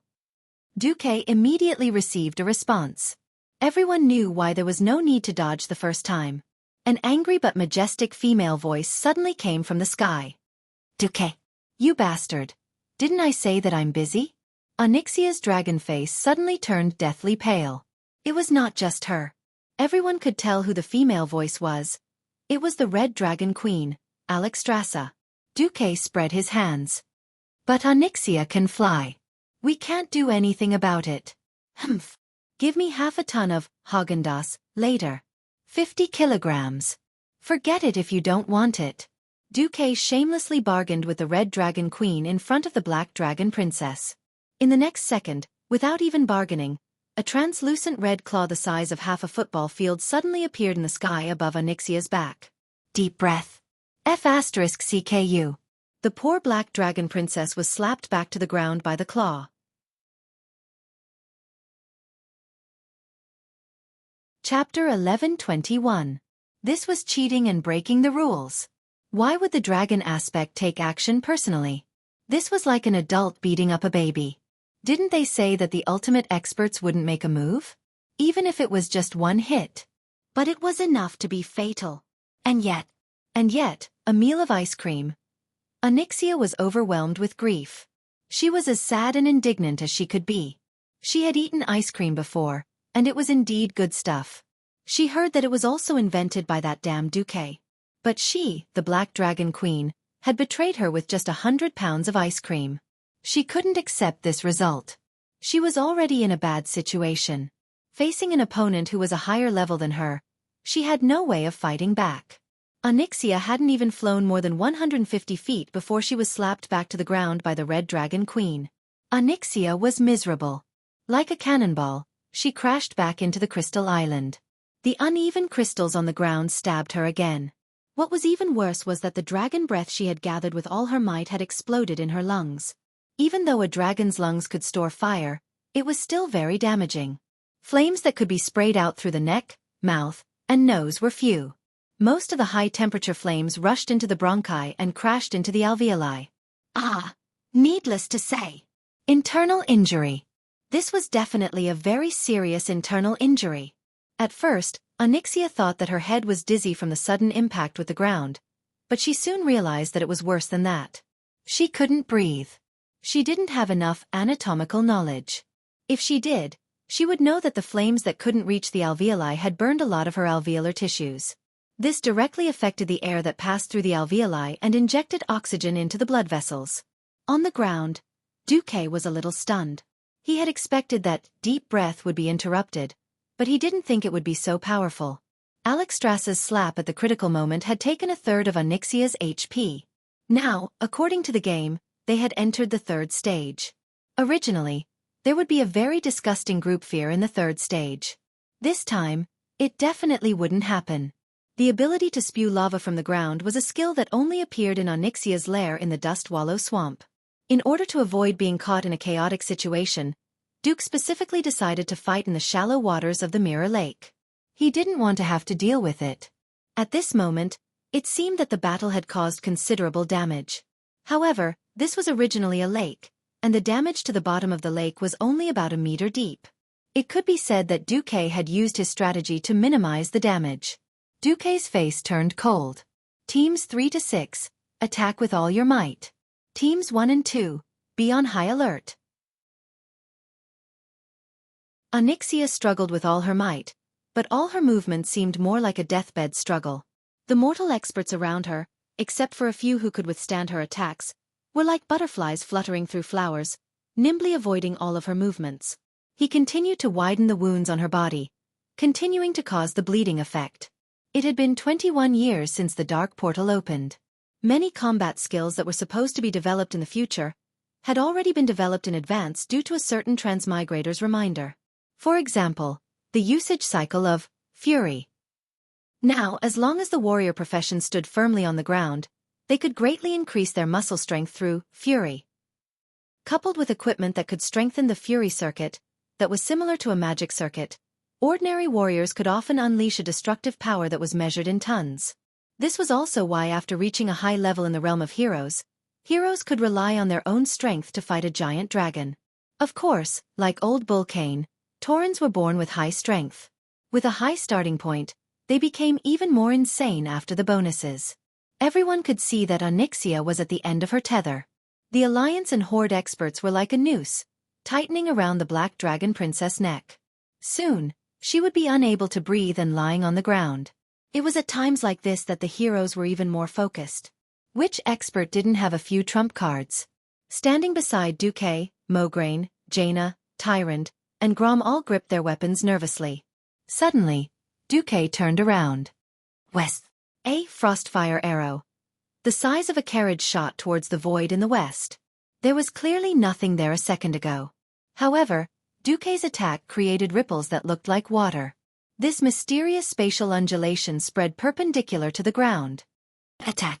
Without any hesitation, Krasis, the commander of the Dalajan wizards who had been waiting at the side, gave the order to attack. With Morningstar wizards as the main force, 2 teams of 300 elite wizards immediately followed Duque's instructions and activated war magic. This was a large-scale magic formation with the purpose of war. With the support of a large number of magic gems in the magic formation, the mana of an individual would be increased to a rather terrifying level.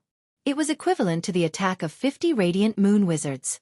The torrential rain of arcane missiles suddenly poured into the void. Whoosh, whoosh, whoosh. Accompanied by a strange sound, something revealed its true appearance from the void. At first glance, it seemed to be a red mountain peak, as if the Reed Ridge mountain that was thousands of miles away had suddenly arrived at the edge of Stormwind City.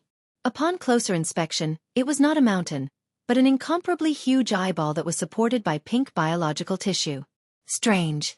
Mysterious. It was overflowing with an evil aura. The purple eyeball with the disgusting yellow color of feces was clearly just an illusion. But when its surging evil will spread out, everyone smelled a nauseating stench. Their stomachs felt like they were being turned upside down, and they wanted to vomit out the dinner they had last night along with their own organs in one go. In the next second, octopus-like tentacles that were at least 1 or 2 stories tall suddenly appeared in the middle of each team, violently lashing out at each of the mortal heroes. The tight formation was immediately thrown into disarray. Damn it! What is this? Gavin Rad cursed. Duque, who was being stared at by the huge eyeball, finally muttered a forbidden name. Ancient God. Thun. Although he knew that Onyxia had some sort of backup plan, no matter how wild Duque's imagination was, he would never have thought that an ancient god would personally take action. Without giving them time to react, a huge cluster of red light suddenly shot out from the swelling and changing color of the eyeball. F***CK. This time it was Duque's turn to curse. This was the kinetic ray of death that players least wanted to see. In the game, this was definitely something that would kill anyone who touched it. Duque did not dare to imagine what would happen to the crowd if they were hit by such a powerful ray cannon.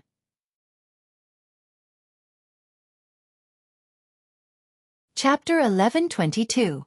Ajax. Xueqi shouted. The magic circuit in his body spun 100 times faster than usual.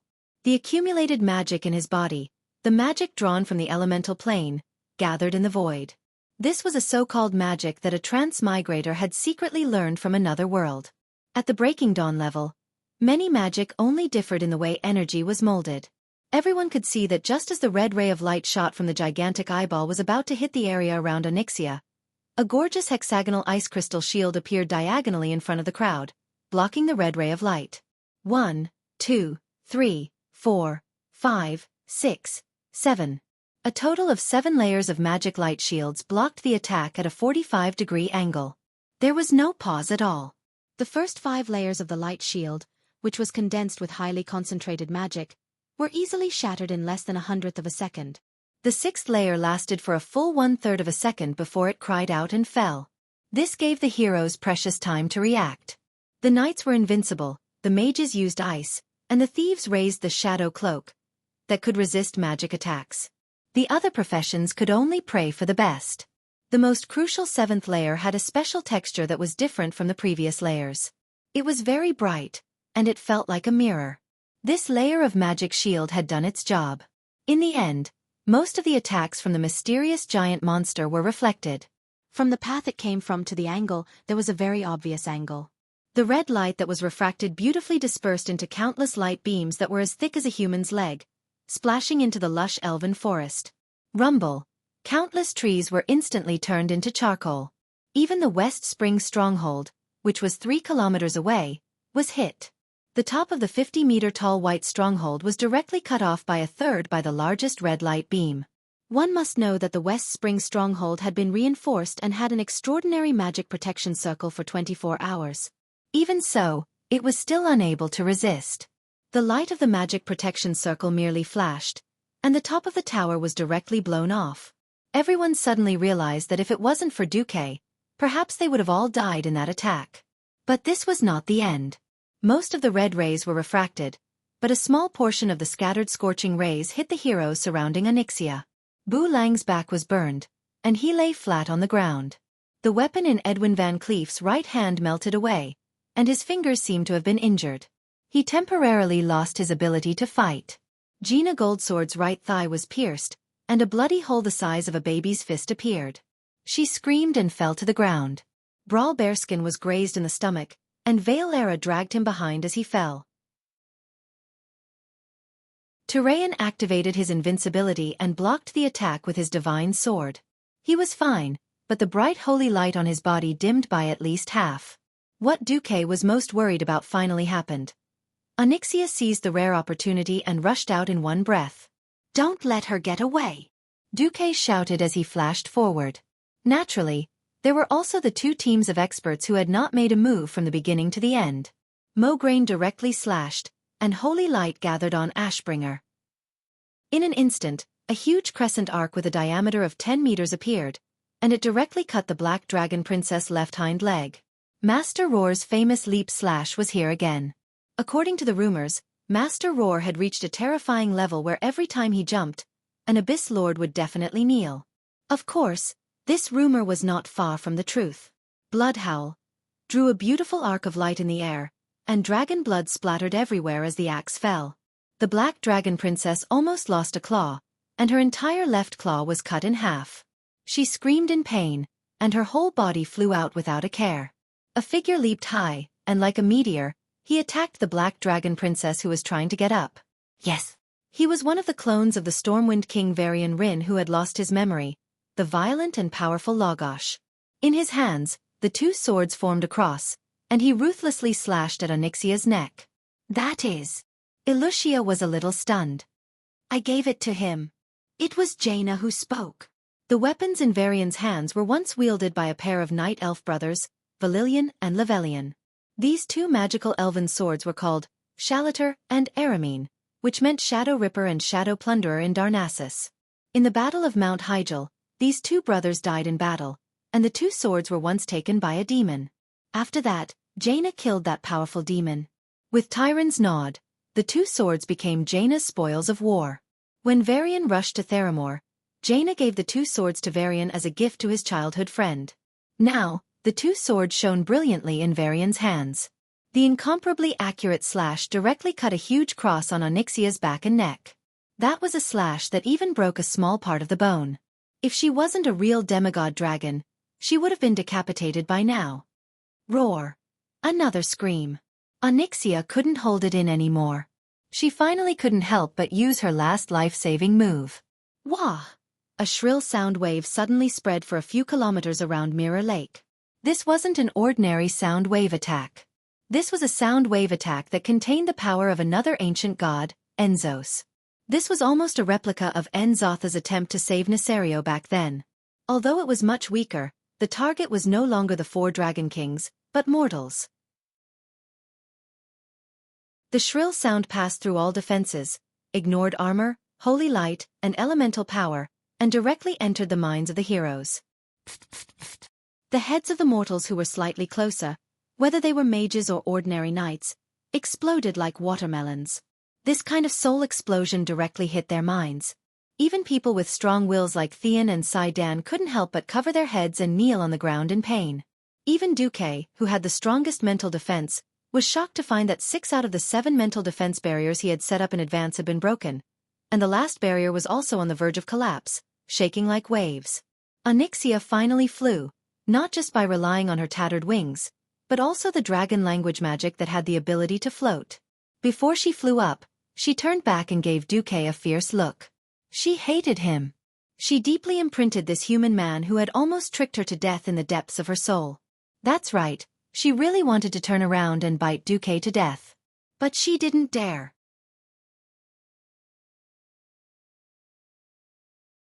Chapter 11:23. She realized that Xueqi was not affected as much as she thought. Looking at his reaction, he would probably return to normal in a few seconds. Perhaps she could bite Xueqi to death, but that would ruin her last chance to escape. Without hesitation, Onyxia flew across the treetops and flew towards the southeast. She did not dare to go north because she could clearly feel the life of her servants fading away in the north of Stormwind City. Even if there were not many powerful mortals there, it would be unwise to pass through a heavily guarded city in such a state. It was the same for the West Spring Fortress in the southwest. She did not dare to bet on whether Xueqi had arranged a large number of troops there. She could only go south. She flapped her wings with all her might and rushed out.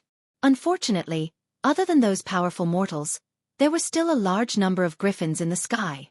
From the beginning, the griffins did not approach her. When Kudrin realized that Onyxia was still trying to escape, more than 500 griffins began to surround her from all directions. Enzoth! Help me! Onyxia screamed in the draconic language. The mysterious ancient god replied faintly, "This is the last time, little one.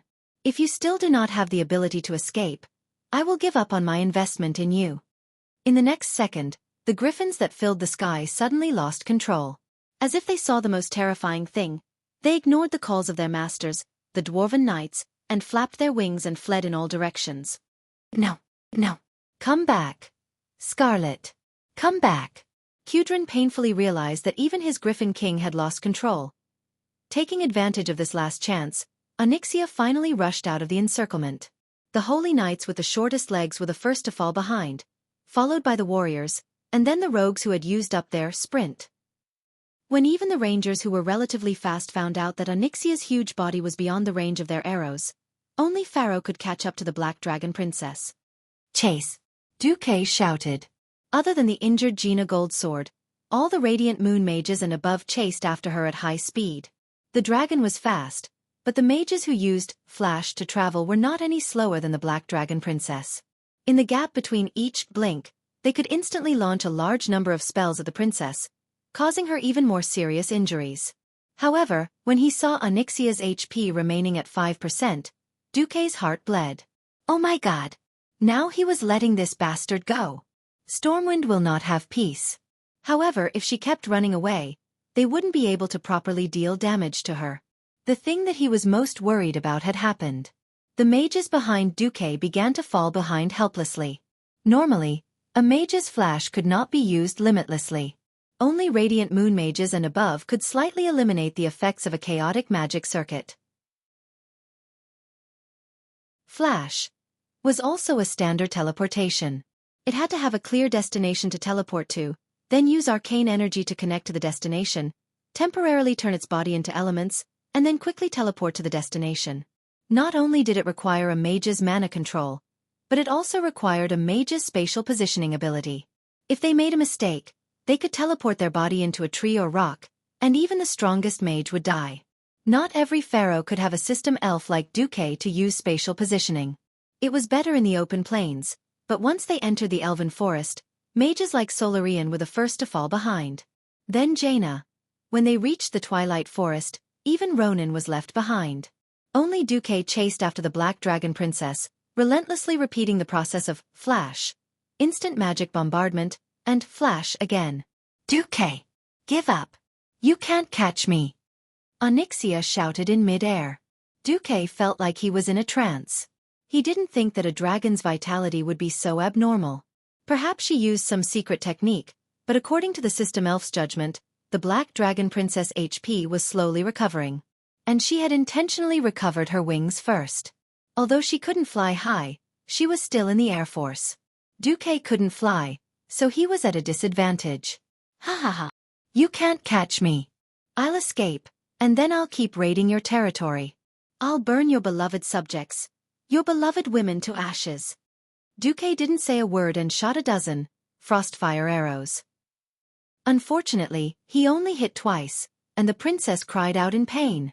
Just like that, Onyxia continued to flee in the sky, cursing as she ran, while Xueqi continued to chase after her until he reached a certain place. Suddenly, Xueqi stopped using flash. The furious Black Dragon Princess was no longer in a hurry to escape.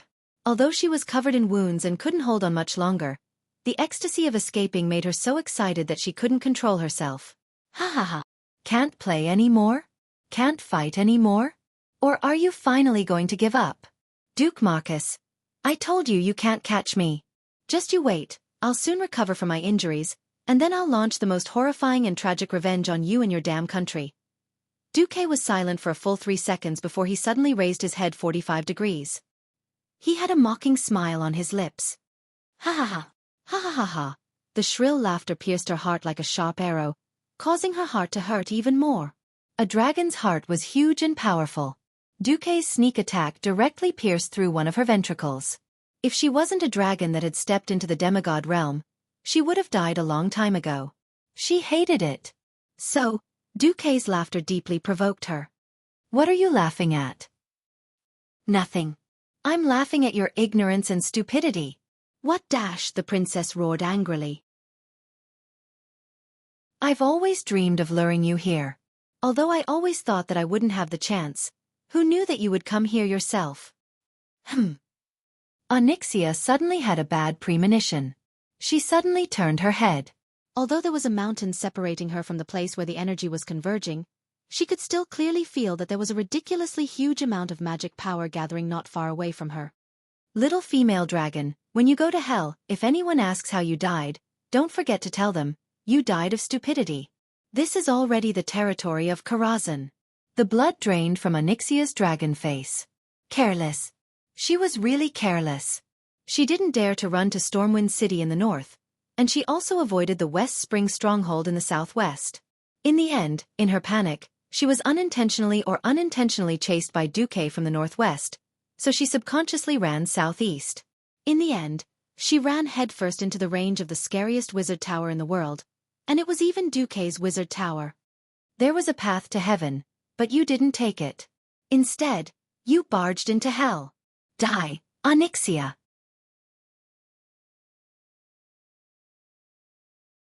Chapter 11:24. The dark night was suddenly split open by a strong flash of light. A bolt of lightning as thick as a river descended from the sky, and gathered at the top of the wizard tower that reached into the clouds. Then, it shot out again, traversing 1,600 meters of empty space, exploding the peak of a small mountain, and finally blasted Onyxia, who was hovering in mid-air without any deviation. Ah! The Black Dragon Princess scream was so King melodious. It was clearly a scream, but Xueqi's bones softened when he heard it. There was no reason. It was for the indescribable thrill of a first kill. This was not a boss in the game that could only hide in dungeons for players to attack or be attacked. This was a powerful existence in the realm of demigods.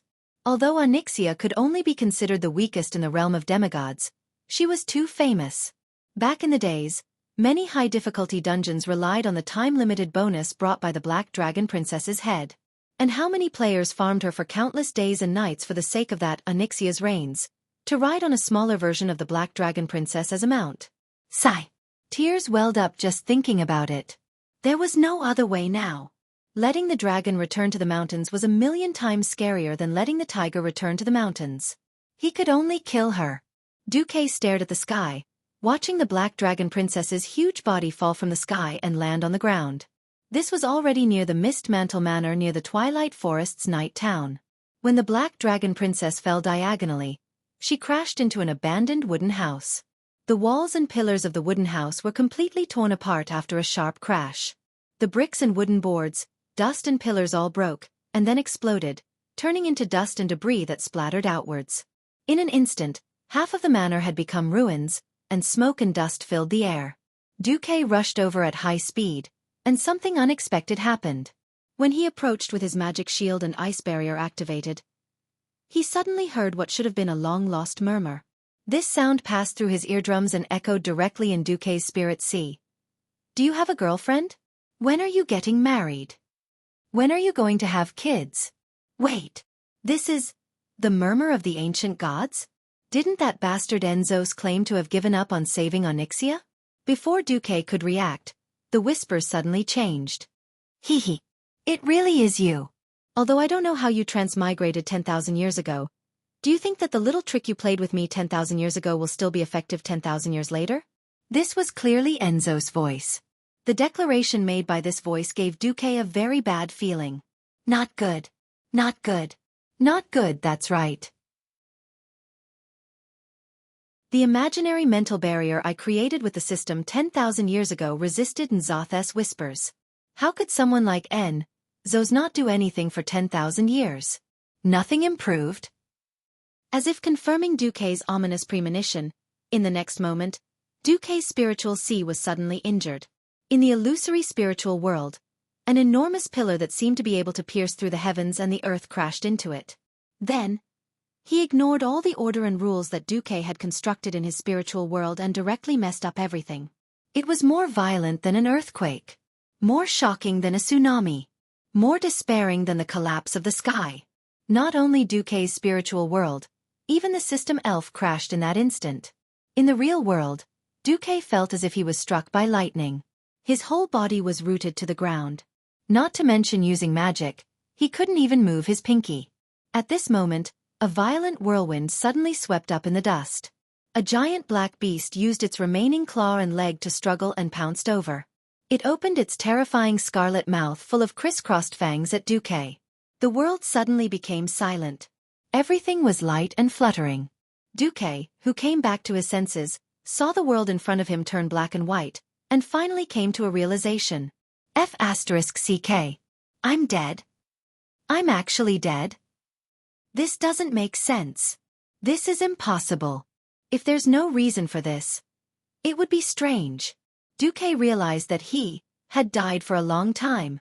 It had been so long that he almost forgot that he could still die. The horrifying pain of his body being torn apart still lingered on his soul. Xueqi suddenly shivered. It couldn't be helped. Being torn apart by an enraged black dragon was definitely not a pleasant experience. This made Xueqi think of his first death in the Elven Forest 20 years ago. Damn, wasn't the one who killed him a wild boar named Prince? Now that he had transmigrated 20 years ago, he was given a princess. This was really... The sudden sound of the system notification sounded. Xueqi was really surprised and happy. He was happy that the system had recovered. He was surprised that the system notification said, Warning! Warning! Host, your body is being destroyed at a high speed. The will of the evil god Enzoth is eroding your body and the remnant soul on it. Your soul energy and human nature are decreasing at a rate of 3% per second. Do you want to resurrect? Nonsense. Of course resurrect. Xueqi couldn't make it to the corpse in time. In the time it took to run to the corpse, he lost even more moral integrity. A moment ago in the abandoned manor, the Black Dragon Princess was laughing maniacally as she tore Xueqi's corpse. blood, intestines, pieces of minced meat, and Duque's head that had died with a grievance. "Ha ha! You're dead. Dead. Let you plot against me? Let you ambush me? Let you destroy the plan that I spent so much time on? Let you gather so many strong people to injure me all over? Ha ha ha ha! What is retribution? This is retribution. Justice will eventually be defeated by evil." Just as Onyxia was venting her anger to her heart's content, a sudden change occurred. All of Duque's body parts, broken limbs, and even blood disappeared in an instant. They turned into streams of light and gathered behind her. Onyxia felt as if a giant had grabbed her long dragon neck. Her maniacal laughter stopped abruptly. She twisted her neck that was like a rusty machine and slowly turned her head. An energy giant that was as tall as a 5-story building was standing behind her. She could tell at a glance that the core of the energy giant was Duke Marcus, who should have been killed and dismembered by her just now. But the state of the energy giant caused her heart to fall into the darkest hell of ice. That was definitely not a normal elemental giant. Because no elemental giant in the world would be like this guy in front of her. The left half was the brightest holy light, and the right half was the darkest darkness. Light and darkness were separated by the middle of the body. They were not connected, but there was no conflict. Onyxia was stunned. But Duque's current state was also a mess. Warning! Warning! Due to the soul being partially contaminated, the 7 major sins have been triggered: pride, gluttony, lust, wrath, envy. That was the system's warning. Calm down, think about it. What are the 3 major virtues? That was Alonso's Fail's soul whispering.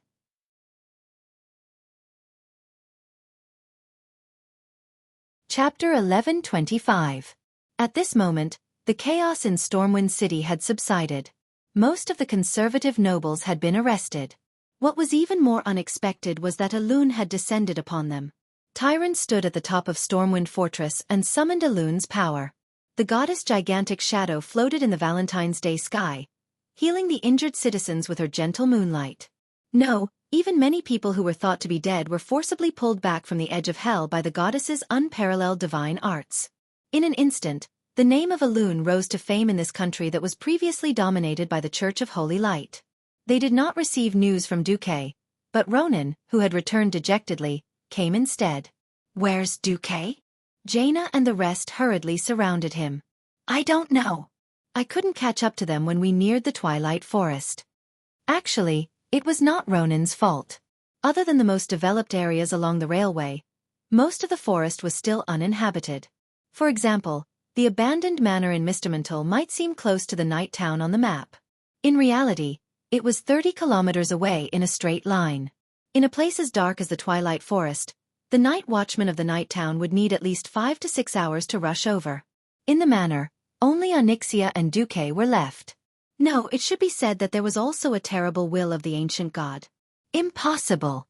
You're already dead," Enzothas will said with certainty. At the same time, it launched another attack on Duque's mind. "Ha! Is that so?" Duque smiled, but it was a very strange smile. On the left side of his face that was shrouded in darkness, there was a sinister smile on the left corner of his mouth. On the right side that was filled with light, the smile made one feel as if they were bathed in a spring breeze. One smile, 2 different interpretations. Even Onyxia, a dragon who had lived for so long, felt a chill in her heart when she saw this kind of oddity. Enzos launched his attack. He didn't expect that he would be able to smash into Duke's spiritual sea like a battering ram the last time in a domineering manner. This time, it wouldn't work. The huge spiritual attack was like a muddy pond, and did not cause any ripples. "Stupid dragon. Run. I was relying on you to launch an attack on his soul. As long as you don't die, I can find a chance to deal with this brat." After Mystic instructed the Black Dragon Princess, Enzo shouted, "You must have a weakness." At this moment, Duque's mind was in chaos. However, the words humanity reduced by 40% on his retina deeply stimulated Duque's nerves. He was very angry, and wanted to vent the depression in his heart. Unknowingly, he had already made a counterattack. "Ha! So you like to use whispers to hypnotize people into psychosis? Great. Come on, hurt each other. Let's see who becomes mentally ill first." Faced with Enzo's mental message, Xueqi immediately replied back. "Ah, what is this?" Enzos exclaimed. In theory, these things should be memories and soul fragments. When they were transmitted back to Enzos through the mental channel, Enzos was dumbfounded. In this world, there was definitely no one who had seen what a cartoon was, and no one who had seen what a happy goat and big wolf was, or what a tragic villain was, or what a weakling was. Enzo suddenly realized that while he was trying to disturb Xueqi, he was also being disturbed. He suddenly turned into a big gray wolf, and every time he wanted to catch sheep to eat, there would be a tragedy. "No! This is not me!" He turned into a monster, and was killed by the galactic fleet. "No! This is not me either!" However, when a memory hidden in the deepest part of his heart was dug out, Enzos finally realized that the other party was also using inhuman methods to crazily collect all of his memories, and then quickly condense an illusion that was more realistic and more in line with his memories. Enzos saw his past. It was the ancient era, when the Titans descended. They used unparalleled power to destroy everything of their ancient gods. Their people, their territory, their bodies, and then cruelly suppressed them. Enzos tried to resist, but was suppressed again and again. The pain of the past kept resurfacing. What kind of power is this? Not only that, the list of evil god believers buried in the shallow layer of his consciousness was ruthlessly dug out. One by one the names leaked out. No, this can't be a human's method? Enzos was really shocked this time. He was scared. He was really scared. He cut off all connections with Onyxia as if he was avoiding the plague, and even destroyed all the secret methods he had hidden in the Black Dragon Princess soul. This was because he was afraid that Xueqi would follow his soul imprint and track his true location. A few seconds later, when Enzo's power retreated from Onyxia's body like a tide, the Black Dragon Princess was in trouble. She was already on the verge of death from her injuries, and the last attack to kill Xueqi had used up almost all of her strength. Now that she saw that Xueqi had actually defeated Enzos in the domain of consciousness, she was scared out of her wits. Her huge body staggered, and she could barely move. Her survival instinct was still urging her to escape from this man who was unknown whether he was a god or a demon. At this moment, Xueqi's consciousness was a little unclear, and he almost instinctively chased after Onyxia. This was because the system clearly indicated that Onyxia still had 40% of his soul in her body. Host. It is strongly not recommended to kill the Black Dragon Princess. The part of your soul that was separated due to your death is already quite unstable. Once Onyxia, who is the carrier, dies, there is a high chance that the part of your soul will dissipate along with her soul. What the heck? I can't kill her. What else can I do? I strongly recommend activating taming mode. Activate it. Do it the fastest way. I'll leave it to you. Xueqi didn't feel good, and a large amount of negative emotions interfered with his brain. Once the 7 sins were activated, they wouldn't stop until they were vented. Even with Elun's blessing, he couldn't withstand it. Xueqi tried his best to maintain his consciousness, but he couldn't do it. His body seemed to be doing something that had nothing to do with him. No, don't come over. Onyxia screamed, but she didn't manage to take 2 steps before the giant of light and darkness pounced on her, pressing her head with one hand and choking her neck with the other. Its huge mouth bit on the wound that Varian had slashed on her neck, and it sucked her blood crazily. The premonition of death suddenly came crashing down on her head. She no longer had the strength to break free. At this moment, she made a decision that she didn't know if it was smart or stupid. She actually used the last of her strength to transform into a human form. But this time, she was pressed down again as she staggered to escape. But this time, it wasn't the energy giant, but Xueqi himself.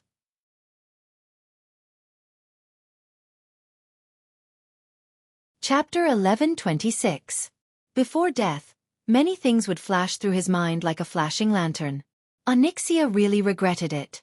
After her father, Nesario, knelt down, she even specially improved the dragon race's ultimate transformation spell. At the risk of being discovered, she could give herself a stronger defense in her human form. So what? She was still discovered, and her chest was still pierced by a sword. Transforming into a dragon was still tolerable, but transforming back into a human form made her entire body hurt. However, she no longer had any stamina or magic power, so she could only maintain the lowest physiological consumption in her human form. She only had one last trump card left. She struggled and tried to get rid of Xueqi's big hand while screaming, "What's left in my body is your soul, right? Let me go, or I'll destroy this part of your soul." What a coincidence. If it's a trump card, I have one too. A sinister smile appeared on one side of Xueqi's face. The next moment, a deeper sense of weakness spread throughout Onyxia's body. This is the soul of a demon. To be precise, this is 1/5 of the dragon's soul, and it's only for the black dragons. Stupid female dragon, did you only realize now that your power has weakened? As Xueqi laughed, he tied a necklace made of what could be called the black dragon's soul around the neck of the black dragon princess. Ah! Onyxia let out a scream. That was not a physical pain, but a punishment from the soul that originated from a more fundamental source. She lost the last bit of strength to resist and gasped for breath. Am I going to die? She found that her will had begun to fade. Die! Xueqi laughed. If it were at the beginning, I might have let you die. Since you've let me die for a long time, this isn't how I'll settle this score. Xueqi gently caressed the black dragon princess body with one hand that emitted holy light. Although she was a tenacious black dragon, she only had 1% of her HP left. If she did not receive treatment, she would still die from excessive bleeding. Under the influence of the holy light that was extremely dense, Onyxia could not help but let out a comfortable murmur. She was pleasantly surprised to find that her wounds were healing.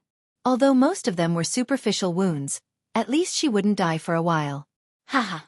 Xueqi was afraid of losing his soul. This was an opportunity. Before she was ready to implement the wonderful idea that she thought she had, the nightmare came again. That was an even more terrifying soul torture. Ah! After an unknown amount of time, she finally calmed down. Lying on the dirty black soil, she panted heavily. The sweat on her back was so much that it even diluted the bloodstains on her body. At this moment, Onyxia, who had turned her head, saw that Xueqi's hands were equally strange. One held light, and the other held darkness. The two opposing forces were calm and tamed in Xueqi's hands. The black palm pressed down again, and suddenly, an overwhelming pain surged from every corner of her body. It was so painful that she could not breathe, and her brain almost melted from the pain. In the next second, the golden palm caressed her back, and the pain from the invasion of the dark power instantly subsided. It even healed the wounds on her skin. Duke's voice rang out again. He spoke very slowly, even with a gentle and refined tone, but in her ears, it was no different from the death knell of hell. Onyxia! You attempted to overthrow the alliance, plotted against the Stormwind King Varian, and caused so many civilian casualties. Your sins cannot be washed away even with death. Now, I'll give you a chance. Bool Shasterisk T. I am the noble black dragon Queen Onyxia. You can hang my head on the city gates to show off your power. But don't expect me to yield. Give up, I will not yield even if I die 10,000 times. Onyxia scolded. Well said. Then you can die 10,000 times first. Xueqi's black palm pressed Onyxia's beautiful head into the mud. In the next moment, a dark impact similar to Mind Blast directly hit her spiritual world. She suddenly saw many unimaginable scenes. It was the reflection of her fighting in her lair in Dust Wallow Swamp. Who was he? Who were they? Facing 40 strong mortals who were like wolves and tigers, she desperately resisted. She slapped with her claws, bit with her mouth, swept with her tail, and burned with her strongest dragon breath. But she lost. Again and again. She was defeated countless times, and her most precious treasure was stolen. Then, she was skinned, and even her head was hung on the gates of Stormwind City. No, no, no. All of this was fake. Fake. The first few times, she could still hypnotize herself. But that feeling was too real. Touch, taste, smell. All 5 senses. Then, day after day, year after year of failure. The frustration and humiliation brought by endless failure accumulated in her heart again and again.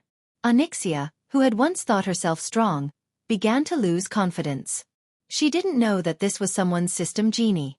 It started to render the video of countless players pushing down the Black Dragon Girl, reconstructing it into the most perfect 3D. Almost everyone was made of more than 100,000 facets, looking absolutely no different from the real thing. It even recorded her various movements in her dragon form and made a series of counterattacks and solo kills, giving her a deeper sense of defeat. 10,000 defeats caused the combat strength that she was most proud of to feel worthless. 10,000 mental attacks, but only 3 seconds passed in reality. When the mental attack was over, Onyxia's eyes were blank. Do I still have a future? Yes, of course. Your future is to put on the reins and become the exclusive mount of Sir Xueqi. Behind her, Xueqi laughed sinisterly. I have a deep, deep grudge against you. Don't worry, I will definitely make up for the dreams that I didn't realize before. Not only will I ride you to Stormwind City for a ride, but I will also take you to Dragon Slumber Temple for a stroll. For some reason, Onyxia felt that this wasn't the real Xueqi. Some kind of dark power was affecting Xueqi, but she just had to bump into the muzzle of the gun. Hearing Xueqi declare that he wanted her to be his mount and let him ride her around the world in shame, not only showing off in front of mortals, but also becoming a laughingstock in front of her own dragon race. Onyxia wanted to die. No, I will never give in. She used the last of her stubbornness and stared fiercely at Xueqi. That's a good look. Come on. Change into a dragon and run for me. What, you don't want to? Fine, I can run in human form too. After saying that, Xueqi actually started to search. What can be used as a rein? I got it. This. It was a rubber ball with several holes in it and 2 ribbons tied to both sides of the ball.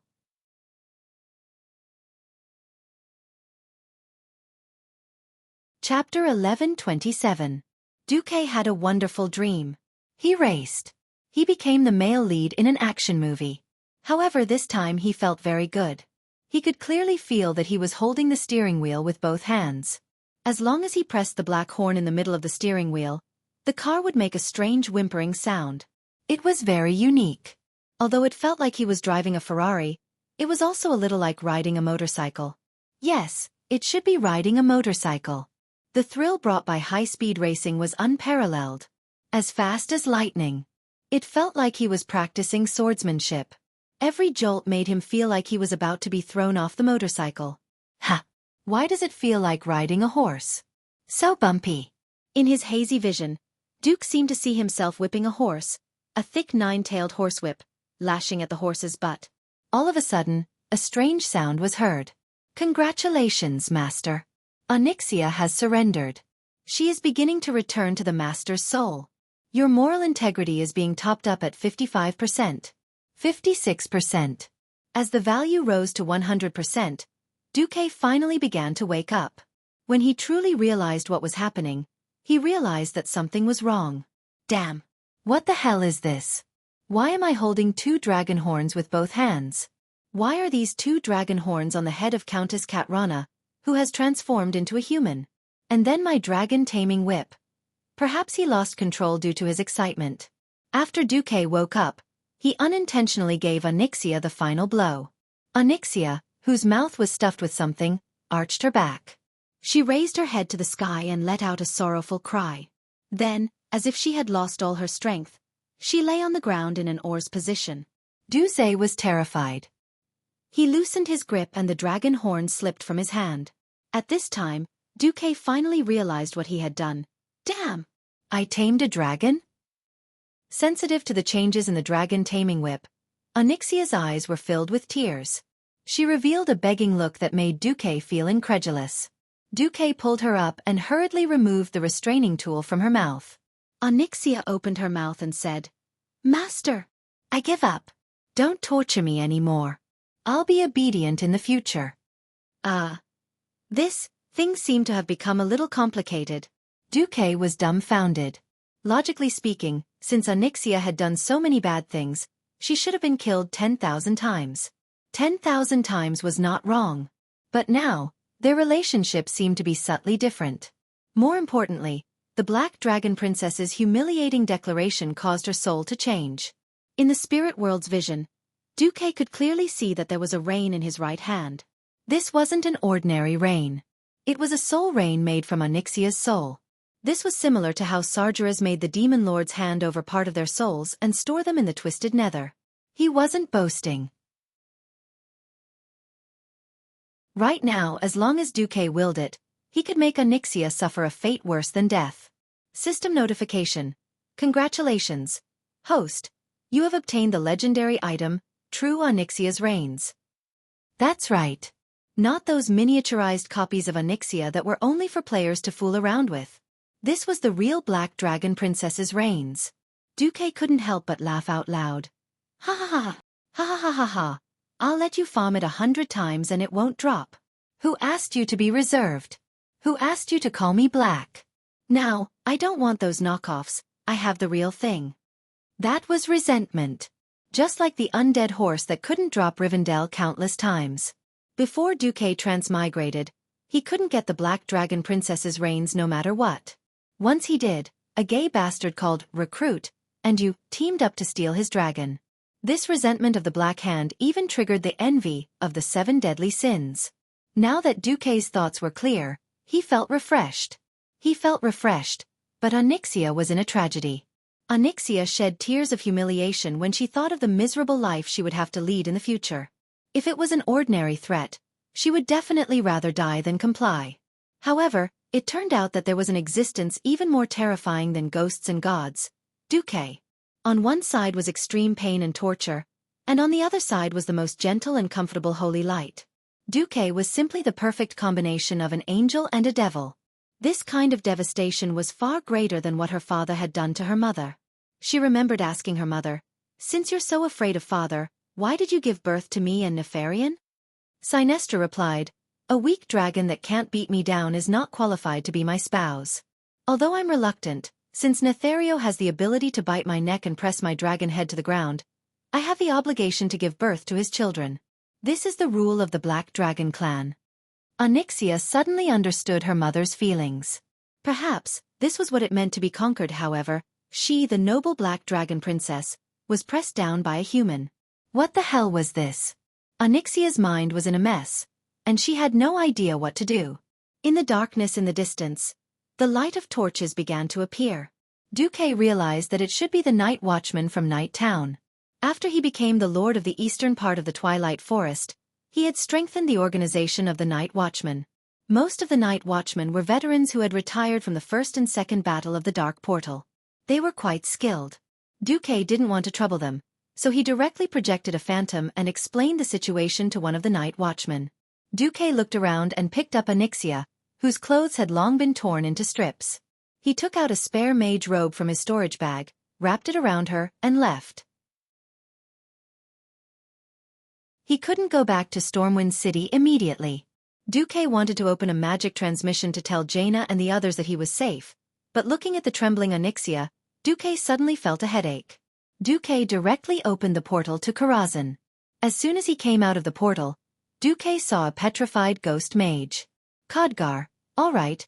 Duque had almost forgotten about his existence. Now it seemed that this guy was still very dutifully helping him take care of Karazhan. Wah! Beloved master. Although I know you're very busy and don't have time to take care of your mage tower, you shouldn't give me such a big fright the moment you come back. Khadgar looked left and right at the trembling Onyxia, who was wrapped in the mage robe behind Duque, with an expression that said, "I understand." Duque's face was red, and he gave the reins to Khadgar. "Find a place to hide her. Don't let her escape, and don't believe anything she says. Other than the minimum amount of food and medical supplies, don't give her anything. Understood?" "Understood. If His Majesty Proudmoore asks, I'll tell him that you hid a dragon as an experiment material."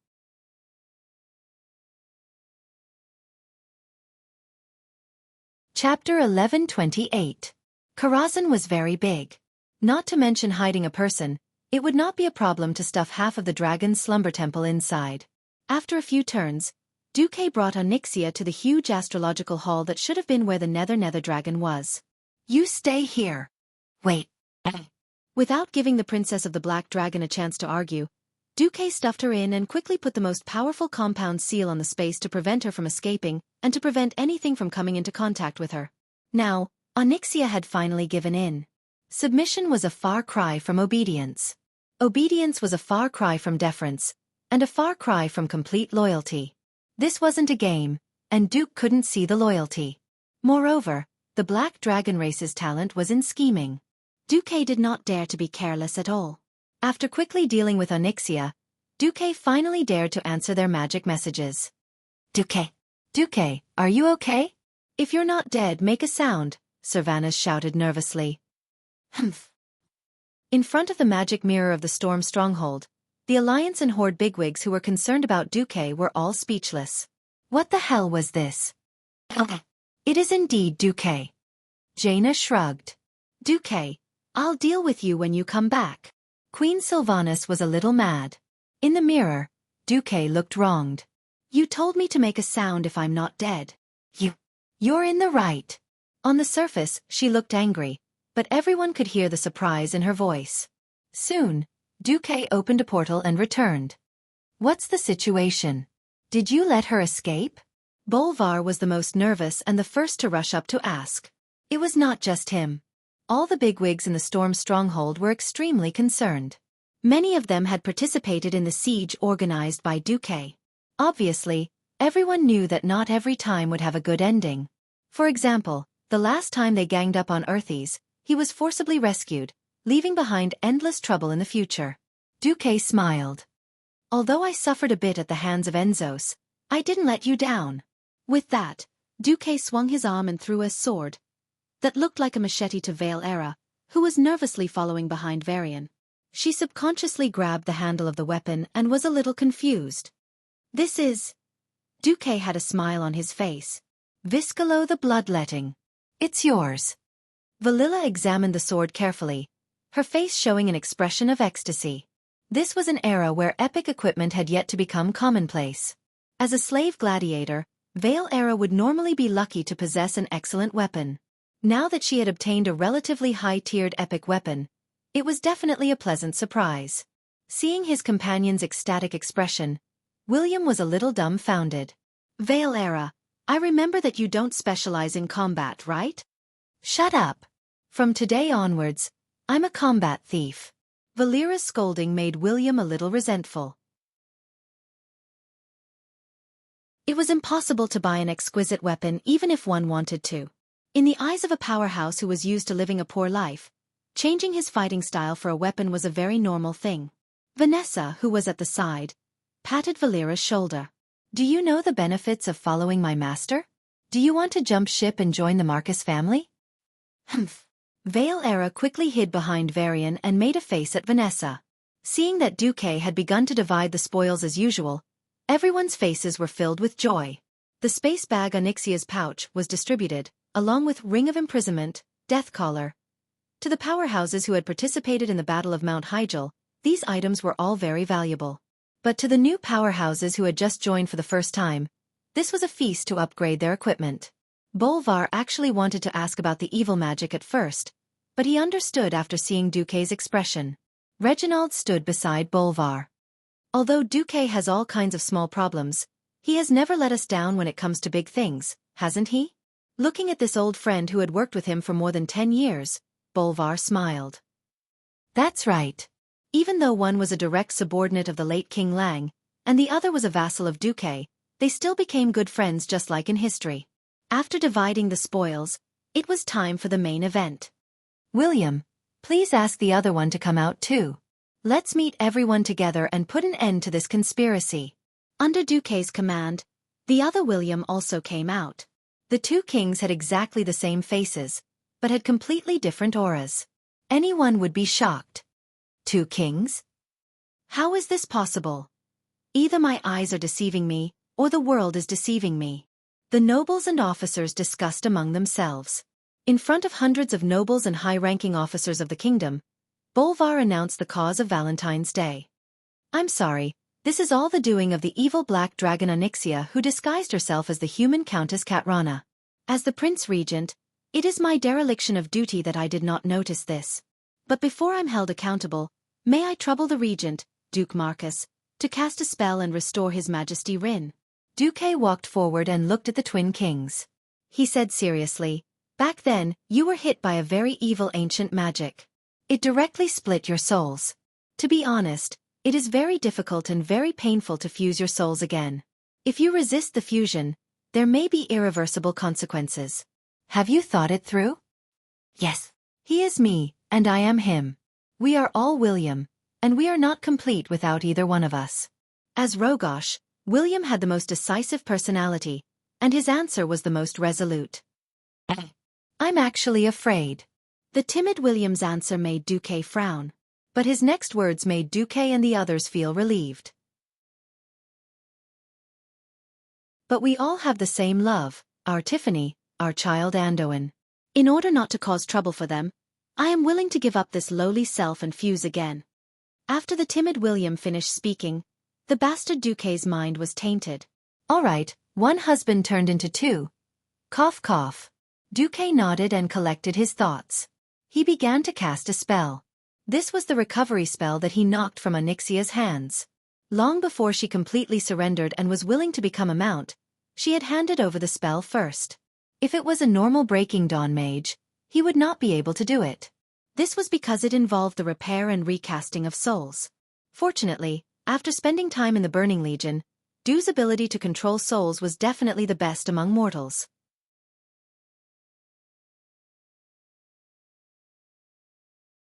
Chapter 1129.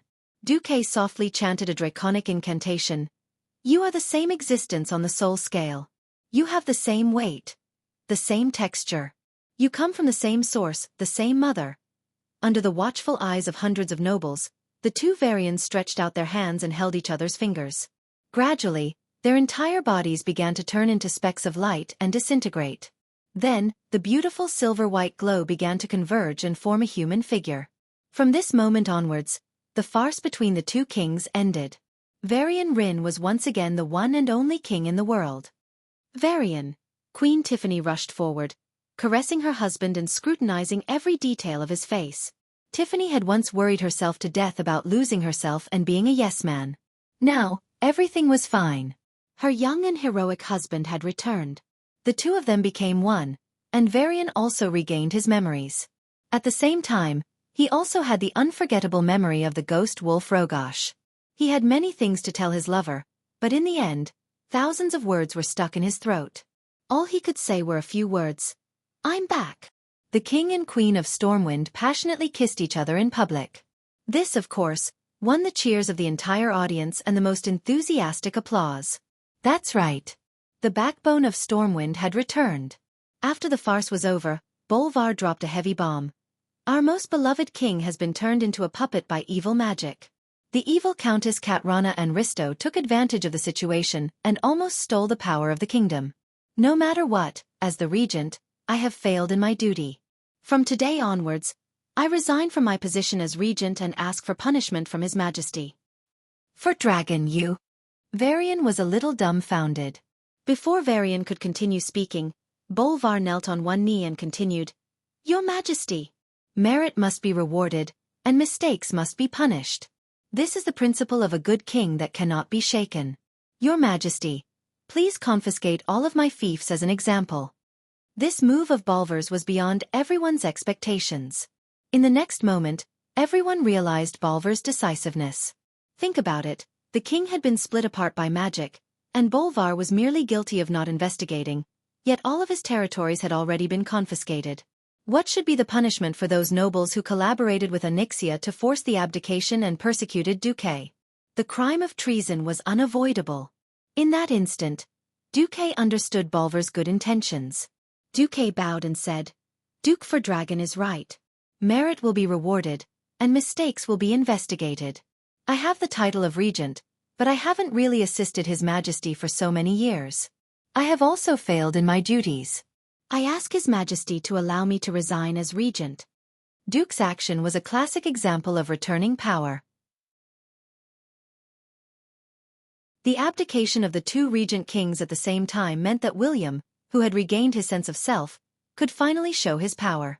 At the same time, this was to wipe out all the pests and nobles and nail them to the pillar of shame. William turned around and said in a deep voice, I understand the efforts of the two regents. I thank the two Grand Dukes for their continued service to me and to Stormwind. I hope that the two of you can assist me in the future. I'm still young, and there are many things I don't understand. Please do your best to teach me. As for those degenerates, as long as there is concrete evidence, I will definitely sentence them to death in the name of William Rin. The wrath of the Emperor would result in millions of corpses. This was not an exaggeration. As the king, once he made the final decision on this matter, There was no room for maneuver. Tomorrow, there would probably be a massacre. That had nothing to do with Xueqi anymore. Xueqi closed his eyes gently. Perhaps the 21st Valentine's Day of the Dark Portal would be named Bloody Valentine by future generations of historians. But so what? Stormwind had rotted, and surgery had to be performed to remove the rotten flesh. Only then would there be a chance of rebirth. Otherwise, if it continued to grow, no matter how lush the tree looked, it would only end up rotting internally and eventually collapse. It was late at night, and the impact on Stormwind and the entire Alliance and Horde had not ended. The aftermath would continue to ferment after daybreak. Xueqi did not care how far William could go. In a sense, this was also a test for William. If William failed, Xueqi would also re-examine his relationship with William, and even the entire Stormwind. Phew! After leaving the meeting hall of the Storm Fortress, Xueqi let out a long sigh. It's over for tonight. Just as he turned his head, he was shocked to find himself surrounded by a large group of women. Although they were all in battle attire, thanks to the Azeroth style, the Ranger's attire was just a three-point style with a cape and long boots. It was very pleasing to the eye. Xueqi swallowed his saliva. What's the matter? The surrounding outsiders had long been sent away. Queen Sylvie directly hugged Xueqi from behind. Hey, we don't want to discuss with you whether Onyxia is dead or not. We also don't want to care about the smell of Fatinia on your body. We just want to remind you. The remaining 6 women said in unison, the night of Valentine's Day is not over yet. Xueqi's throat gurgled. Alright, you guys have the final say. Humph. Of course. Aurelia and Sasha directly held onto Xueqi from both sides. You said that for the safety of the king and the people, we had to use Valentine's Day to lure the princess of the Black Dragon out. We all listened to you. Now that it's over, it's time for you to fulfill your duty as a lover. Alright, the following story tells everyone to never underestimate the persistence and craziness of women for special holidays. Poor Xueqi was directly dragged away. Before he was engulfed by the vortex of passion, Xueqi looked up to the sky and shouted, I'm not afraid, I still have the blessings of the Red Dragon. The queen, the female general, and the priestess said in unison, hee hee. Just nice. Curtains, red candles, and a revolving bed. Countless Mount Hyjal. The Mariana Trench that could never be filled. Whose scabbard was this? Whose killer weapon was this? Xueqi was completely dumbfounded. But he could not lose. If he lost, his path as a conqueror would end here. Although the land of gentleness could easily become the grave of a hero, Xueqi was still a little unwilling. The passion hidden under the priestess' holy face could not defeat Xueqi. The conqueror game made up of real queens could not stump Xueqi. Even the sisters well made up of 3 sisters could not defeat the great demon king Xueqi.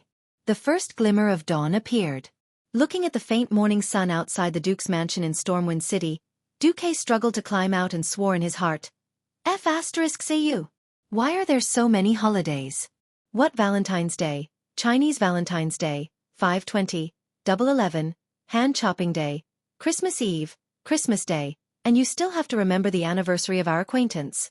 Isn't it better to have holidays 365 days a year? How can people live like this? Those with girls hurt their kidneys and wallets. Those without girls still have to eat dog food on the streets. Nonsense.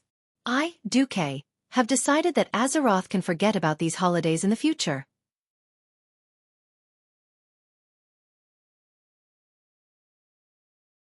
Chapter 1130.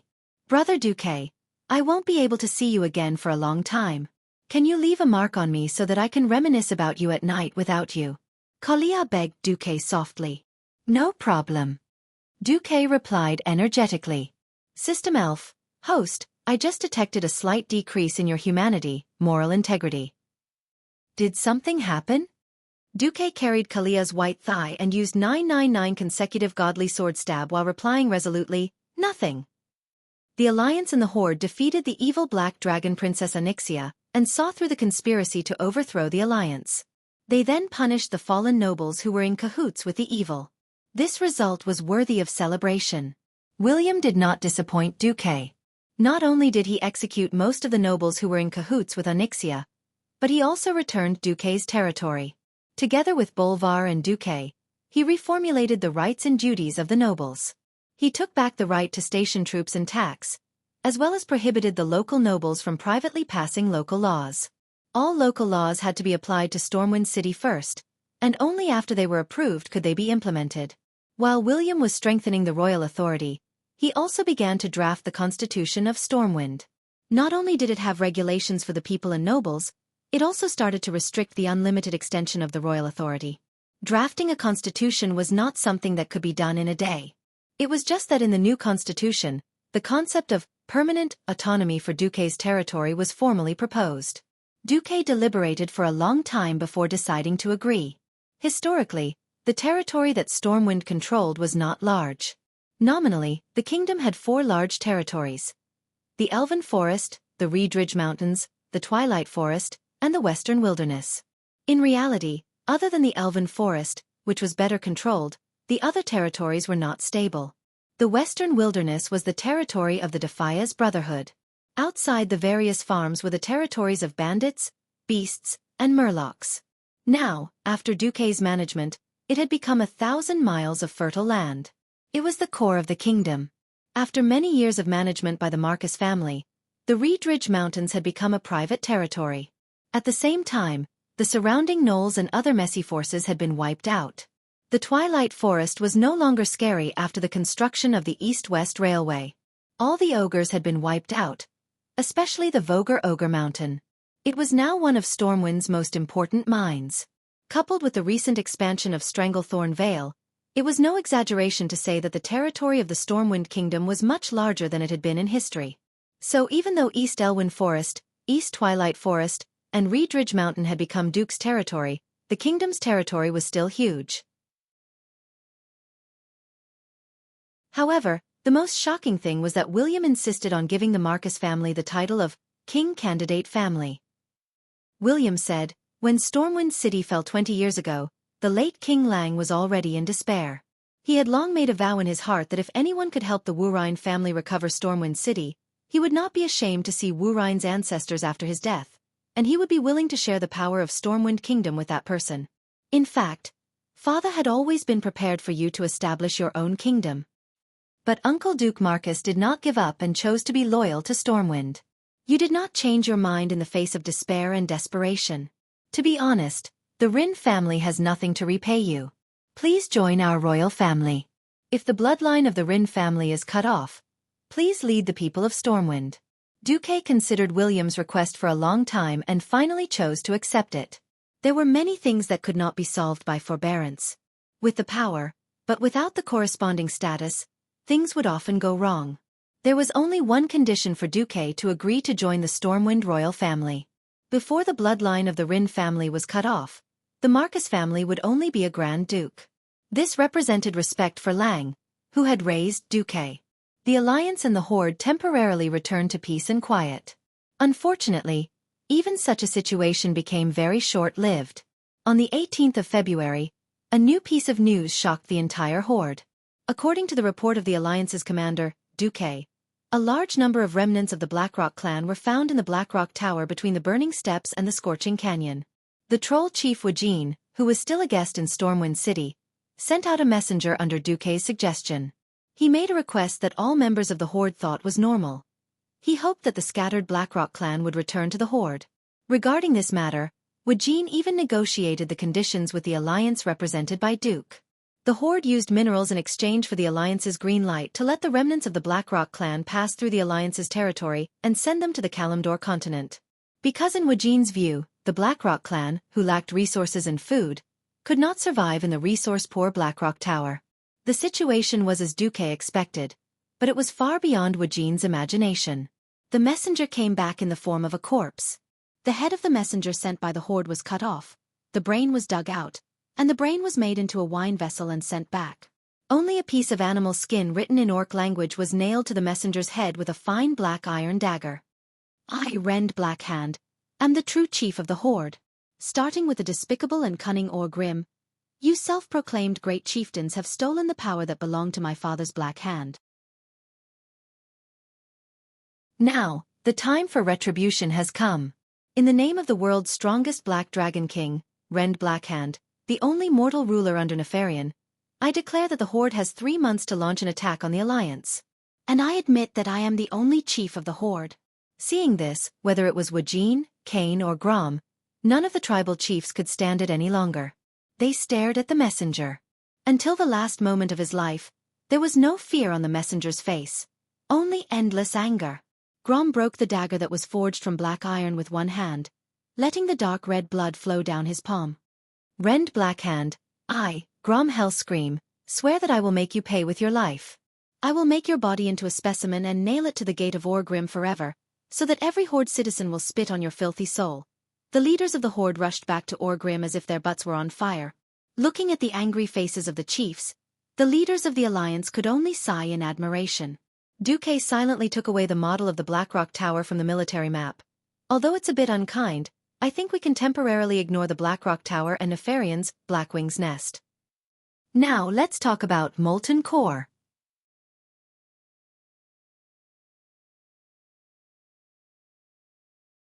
Chapter 1131. In the conference hall, as Xueqi's maid and assistant, Solarian began to distribute the reports to the Alliance's bigwigs. Almost every bigwig frowned when they saw the reports. Xueqi explained, the attacks have become more frequent since last autumn. If it was just the orcs, the Marcus family's private army and Dan Maluo's border guards would be able to teach them a lesson. But please note the proportion of fire elemental creatures. Dwarves were mostly impatient. Magni was already knocking on the table. Xueqi, come to a conclusion. Xueqi smiled bitterly. I estimate that the Flame Demon King Ragnaros will launch an all-out attack on Stormwind City and Iron Furnace Castle in July at the latest, in the middle of summer. Turalian frowned. Ordinary soldiers can't fight fire elemental creatures at all. No, it should be said that even we can't fight against those large elemental creatures. I remember that the Flame Demon King has a Baron Geddon under him. That's really... Magni interrupted. Don't look at us.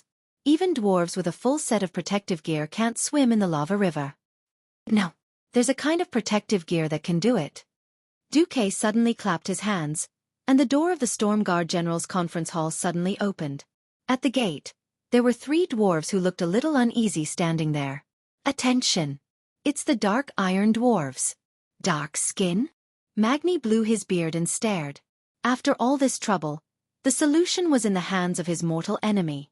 Magni, as the dwarf king who always boasted that he was the strongest craftsman in history, couldn't do it, and had to rely on his mortal enemy's help. This was a bit funny. Big brother, why do I feel like you're a bit of a failure as the strongest craftsman? Bu Lang whispered to his big brother in a low voice of about 100 decibels. Kalia couldn't help but burst out laughing. With the first one taking the lead, the rest of the queens and female generals all laughed wildly. Even the more experienced soldiers like Mograine had a hard time holding it in. Being shot in the back by his own brother, Magni had no regrets this time. Magni punched his brother directly. All right, dwarves were just that direct in expressing their feelings. Xueqi ignored the emotional exchange between the bronze-bearded dwarven king brothers and began to introduce the 3 Dark Iron Dwarves. They belonged to a neutral Dark Iron Dwarf organization, the Thorium Brotherhood. With Xueqi's explanation, everyone finally understood. The Thorium Brotherhood was formed by a group of extremely talented Black Iron Dwarven craftsmen and blacksmiths. They were one of the most outstanding miracles of Azeroth. They had the knowledge to create the equipment and weapons of the Flame Lord, Ragnaros, but they lacked the manpower to obtain the necessary materials. Now that Xueqi had contacted them, they agreed to sell the legendary Dark Iron Dwarves equipment recipes. After the 3 Dark Iron Dwarven craftsmen left, Turalian raised his doubts. Is their formula reliable? Xueqi replied, Ragnaros' lair, the Molten Core, is a fiery hell. Mortal armies are pointless there. If we want to eliminate this scourge, we can only send a group of heroic powerhouses to fight him. In that place where even the frost element is extremely thin, even Breaking Dawn wizards can't hold out for long. We have no other choice. But I believe that His Majesty Magni's knowledge will help us verify these equipment recipes. Magni, with a panda eye, puffed out his chest and sucked in his stomach. In the end, everyone laughed again. Xueqi turned and pointed to a place on the military map. Ronin, go to Azhara. This is... On a small island in Azhara near the Endless Sea, look for a water elemental creature called Duke Hydraxis. He can represent the Hydraxian water elemental army. Legend has it that these water elemental creatures are the mortal enemies of Ragnaros and his army. Ronin nodded. Understood. The one who understood the enemy the most was the enemy, and the enemy of the enemy was one's friend. This was an unchanging truth. It was definitely beneficial for the Alliance to go there. After that, Duque put Bulang and Reginald in charge of dealing with the Blackrock orcs that came out of Blackrock Mountain. He turned to Turalian. Turalian, I want you to lead a 10-man heroic party into the Molten Core. It's to scout the way, and also to prepare materials for fire-resistant equipment such as Magma Core and Blazing Core for the frontal attack. Won't it alert Ragnaros? It's unlikely, according to the Thorium Brotherhood. As long as you don't attack the Lord-tier monsters. The unintelligent Molten Giants and Molten Hounds are like weeds in the ground. There's no way to kill them, and no Lord-tier monster will care. Turalian immediately understood his mission. Then I'll collect materials near the entrance. At this time Mograine asked, Onyxia, what happened to her? Duque's expression was a little interesting. He rubbed his nose awkwardly. This should be considered a seal. I have complete control over her now. But the Red Dragon Queen Alexstrasza wants me to subdue her. Since Nesario's death, the position of the Earth Guardian has been lost. This has caused the effectiveness of planet Azeroth's magic formation to weaken, indirectly holding back the power of the Dragon Slumber Shrine. Duque decisively pushed the blame. Although this was the truth and the policy of the Dragon Slumber Shrine, it would take at least 5 years for another dragon to succeed as the Dragon Slumber Shrine's guardian. Sigh. It's not easy for the Dragon Slumber Shrine either. The more they learned about the supernatural forces above the mortals, the more the Alliance felt that they had a great responsibility. After the military meeting, when Duque's lovers were ready to travel to the Molten Core, Duque finally made time to return to Karazhan. How's Onyxia? Duque asked Khadgar. The ghost mage shrugged. According to your status, you won't let her out until you're dead or alive. These days, she scolded you 256 times, and then begged you 1024 times.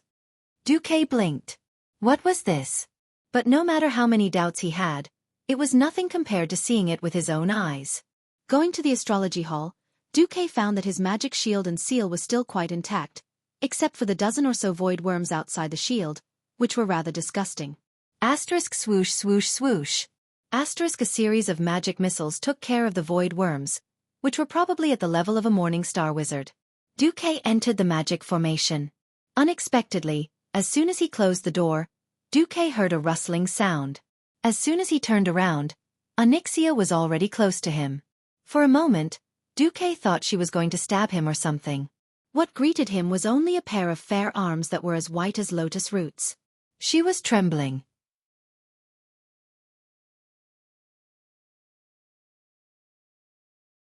Chapter 1132.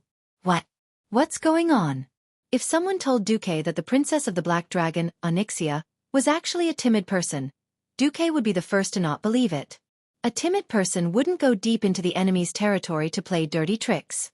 Her father, Nesario, had snuck into the Alliance and died, but she was still doing well in Stormwind City. Onyxia was definitely a ruthless character who took the unconventional path. But at this moment, what Duque saw was a tear-stained face, and her eyes were wandering. Her gaze flickered as soon as it came into contact with Duque, and when Duque didn't respond, she had no choice but to look at him again.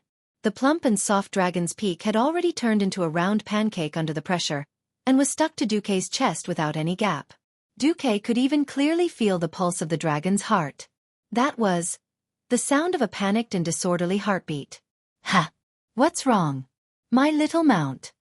Duque had a thought-provoking expression on his face as he teased in a frivolous voice. Mount. This humiliating term had obviously triggered Onyxia's nerves. For a moment, Duque thought that she was going to transform into her dragon form and bite him. Duque was even prepared to activate her soul reins to give her an unforgettable memory. But she clenched her fists tightly, her entire body tensed up, and even a small portion of her pearly white teeth was exposed. Then, like a deflated balloon, her entire body softened, and the tears in her eyes suddenly flowed out. You know it. You did it on purpose.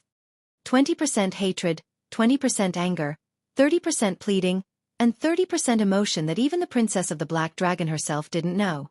When she said this, her arms that were wrapped around Xueqi were trembling, and her eyes that were staring at Xueqi were full of pleading.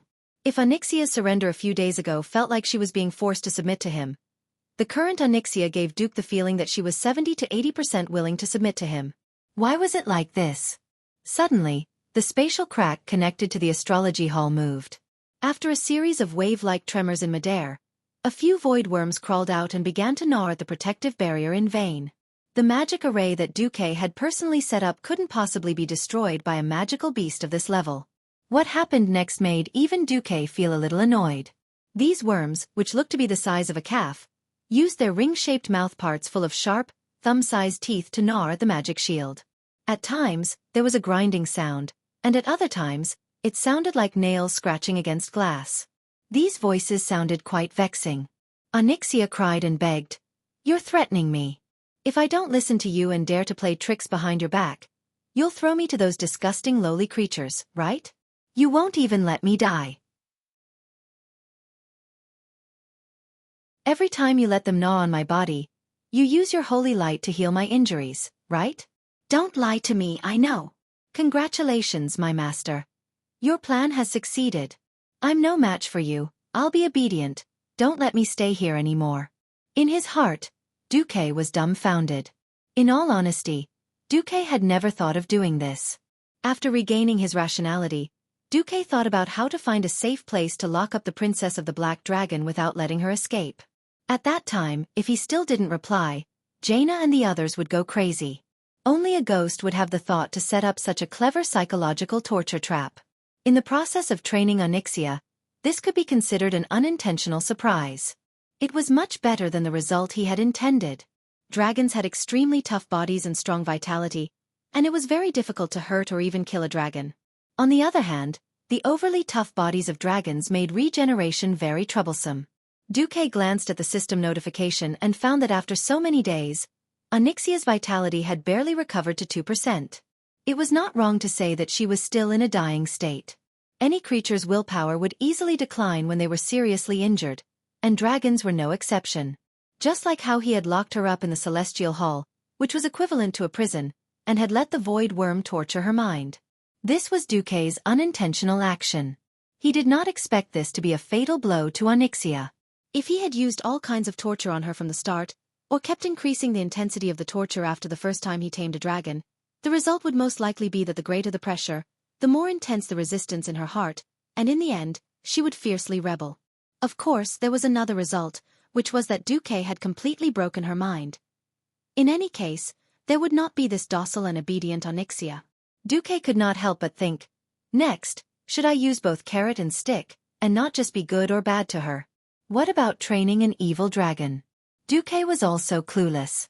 Apart from telling himself to think of a way to be immune to those 7 damned sins, in the end, he still had to clean up his own mess. Since he could not kill Onyxia, he could only walk this path of slightly evil training all the way to the dark. The actor Xueqi's expression was non-committal, and there was even a hint of evil charm. So smart. So, will you really be obedient and not rebel anymore? Onyxia was about to answer, but Xueqi's index finger pressed against her red lips. I don't want to hear those meaningless lies. Your disguises and lies cannot fool me. If your answer does not satisfy me, I will change to a more interesting place for you. I will bring you to a more interesting place. Xueqi's tone was light, as if he was chatting with her about his daily life. The more it was like this, the more frightened this female black dragon, who was very good at playing tricks, became. She, trembling, raised her head with great effort, and looked into Xueqi's eyes. I won't rebel anymore. When she said this, her voice was still very loud, but she immediately lowered it and added, probably won't rebel? Xueqi's smile became even more charming. Onyxia hurriedly raised her right hand, and her index finger and thumb seemed to be holding an air bean. Probably. The probability is so small. Really? I'm already telling the truth. Don't punish me anymore. The Black Dragon Princess's tears flowed down like a waterfall, and she no longer dared to look at Xueqi. Like a little kitten seeking warmth, she curled up in Xueqi's arms, her body trembling. Well said. Looks like I'll have to give you a reward. Xueqi suddenly carried Onyxia in a princess carry. When the princess came back to her senses, she was already in a warm room. There was a blazing fireplace, and a soft and clean fluffy blanket. Xueqi's voice sounded again. A mount should look like a mount. Onyxia nodded meekly.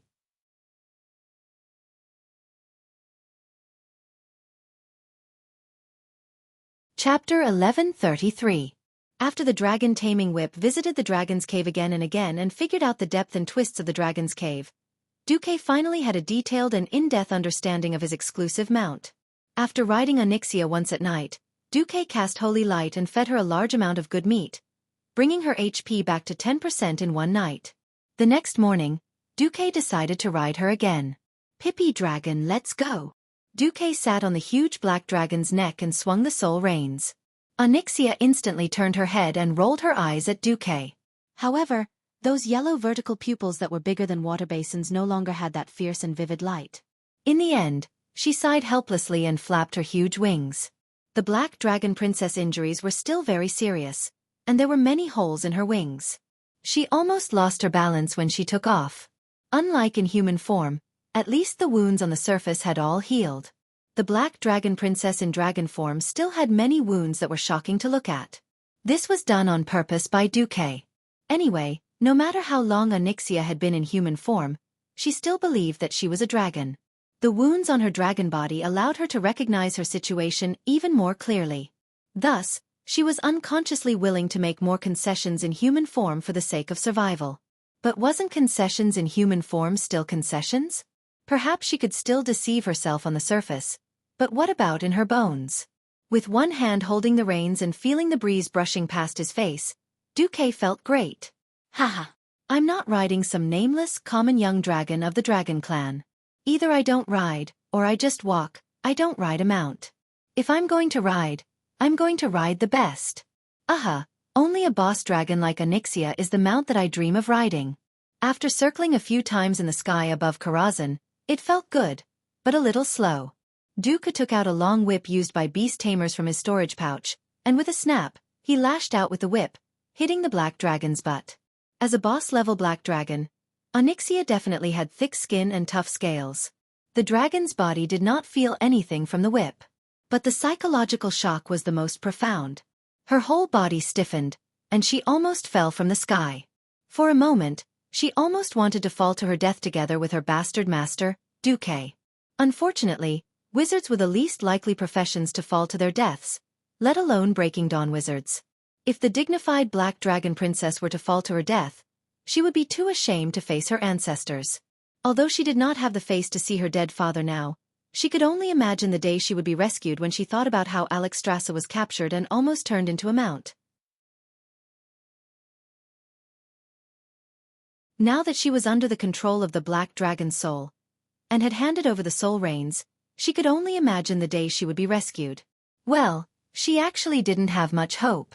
After all, her brother Nefarian had never taken her seriously.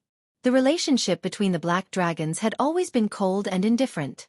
After being whipped a few times by Xueqi, no matter how unwilling Onyxia was, she could only endure her grief and anger and try her best to speed up. Riding a dragon and riding a griffin were essentially the same. Dragons were bigger and smarter. They could sit more stably, and they could do whatever they wanted with a sole command. This was really incomparable. Sigh. Xueqi had originally wanted to slay dragons, but he had accidentally become a dragon knight. This could only be said to be fate. After flying around the upwind trail for about 10 rounds, Xueqi called out to Onyxia, "That's enough, let's do this for today." The black dragon's huge wings flapped gracefully in the air, and its huge body slowly descended onto the platform of Karazhan. The Saintess of Chastity, Khadgar, and a large group of Einherjars looked at Xueqi and Onyxia with complicated gazes. After lowering her neck to let Xueqi jump off, the black dragon princess used the ultimate transformation spell and returned to her human form. She was still rather weak. After returning to her human form, her legs gave way and she staggered. Xueqi quickly caught her. "Are you all right?" Facing Xueqi's gentle greeting, Onyxia's body trembled. She shouted in her heart, "Don't be fooled, Onyxia, you are the great and proud Black Dragon Queen. I can't let these small favors move you. However, in her state of not recovering from her injuries, her body and mind were very honest. She could almost immediately feel that her weak body seemed to have some warmth, as if she had some strength again. Onyxia's face blushed slightly as she lowered her head and replied, I'm fine. Rest for a while. Come to my room at 2 in the afternoon. I have something for you to do. Understood. After eating the large amount of lunch that Khadgar had brought, she lay on the bed and stared blankly at the ceiling. She felt that if it was her previous self, she would probably be venting the anger in her heart and destroying everything around her. Unexpectedly, she did not have such thoughts at all. Was it because her injuries were too heavy that she no longer had such thoughts? Was it because her heart was tired? Or was her body and mind already beginning to fall? Her mind was in a mess, and she did not dare to continue imagining. Unknowingly, the time had come. What kind of punishment and torture was waiting for her? When she arrived at Duque's room, Onyxia saw that the sky and floor were covered with clothing blueprints, as well as half-made clothes and a large amount of fabric. Please help me be a model today. Because a certain transmigrator was determined to take all the gold coins from the purses of the noblewomen. Therefore, this world also had 2 programs, Storm Fashion Week and the Queen's Secret Underwear Show. It was precisely because the models always wore beautiful new clothes that attracted the attention of the noblewomen, coupled with the policy that there was never a second set of the same style, that the noblewomen would spend a lot of money in one go. Of course, everyone knew that the inventor of the new style of women's clothing was also fucking Duque. Even when Duque was missing, the Marcus family still relied on the blueprints that Duque left behind to make a lot of money. She didn't expect that Duke would ask her to be his model today. Catwalk. Raise your hand. Put your left hand on your waist.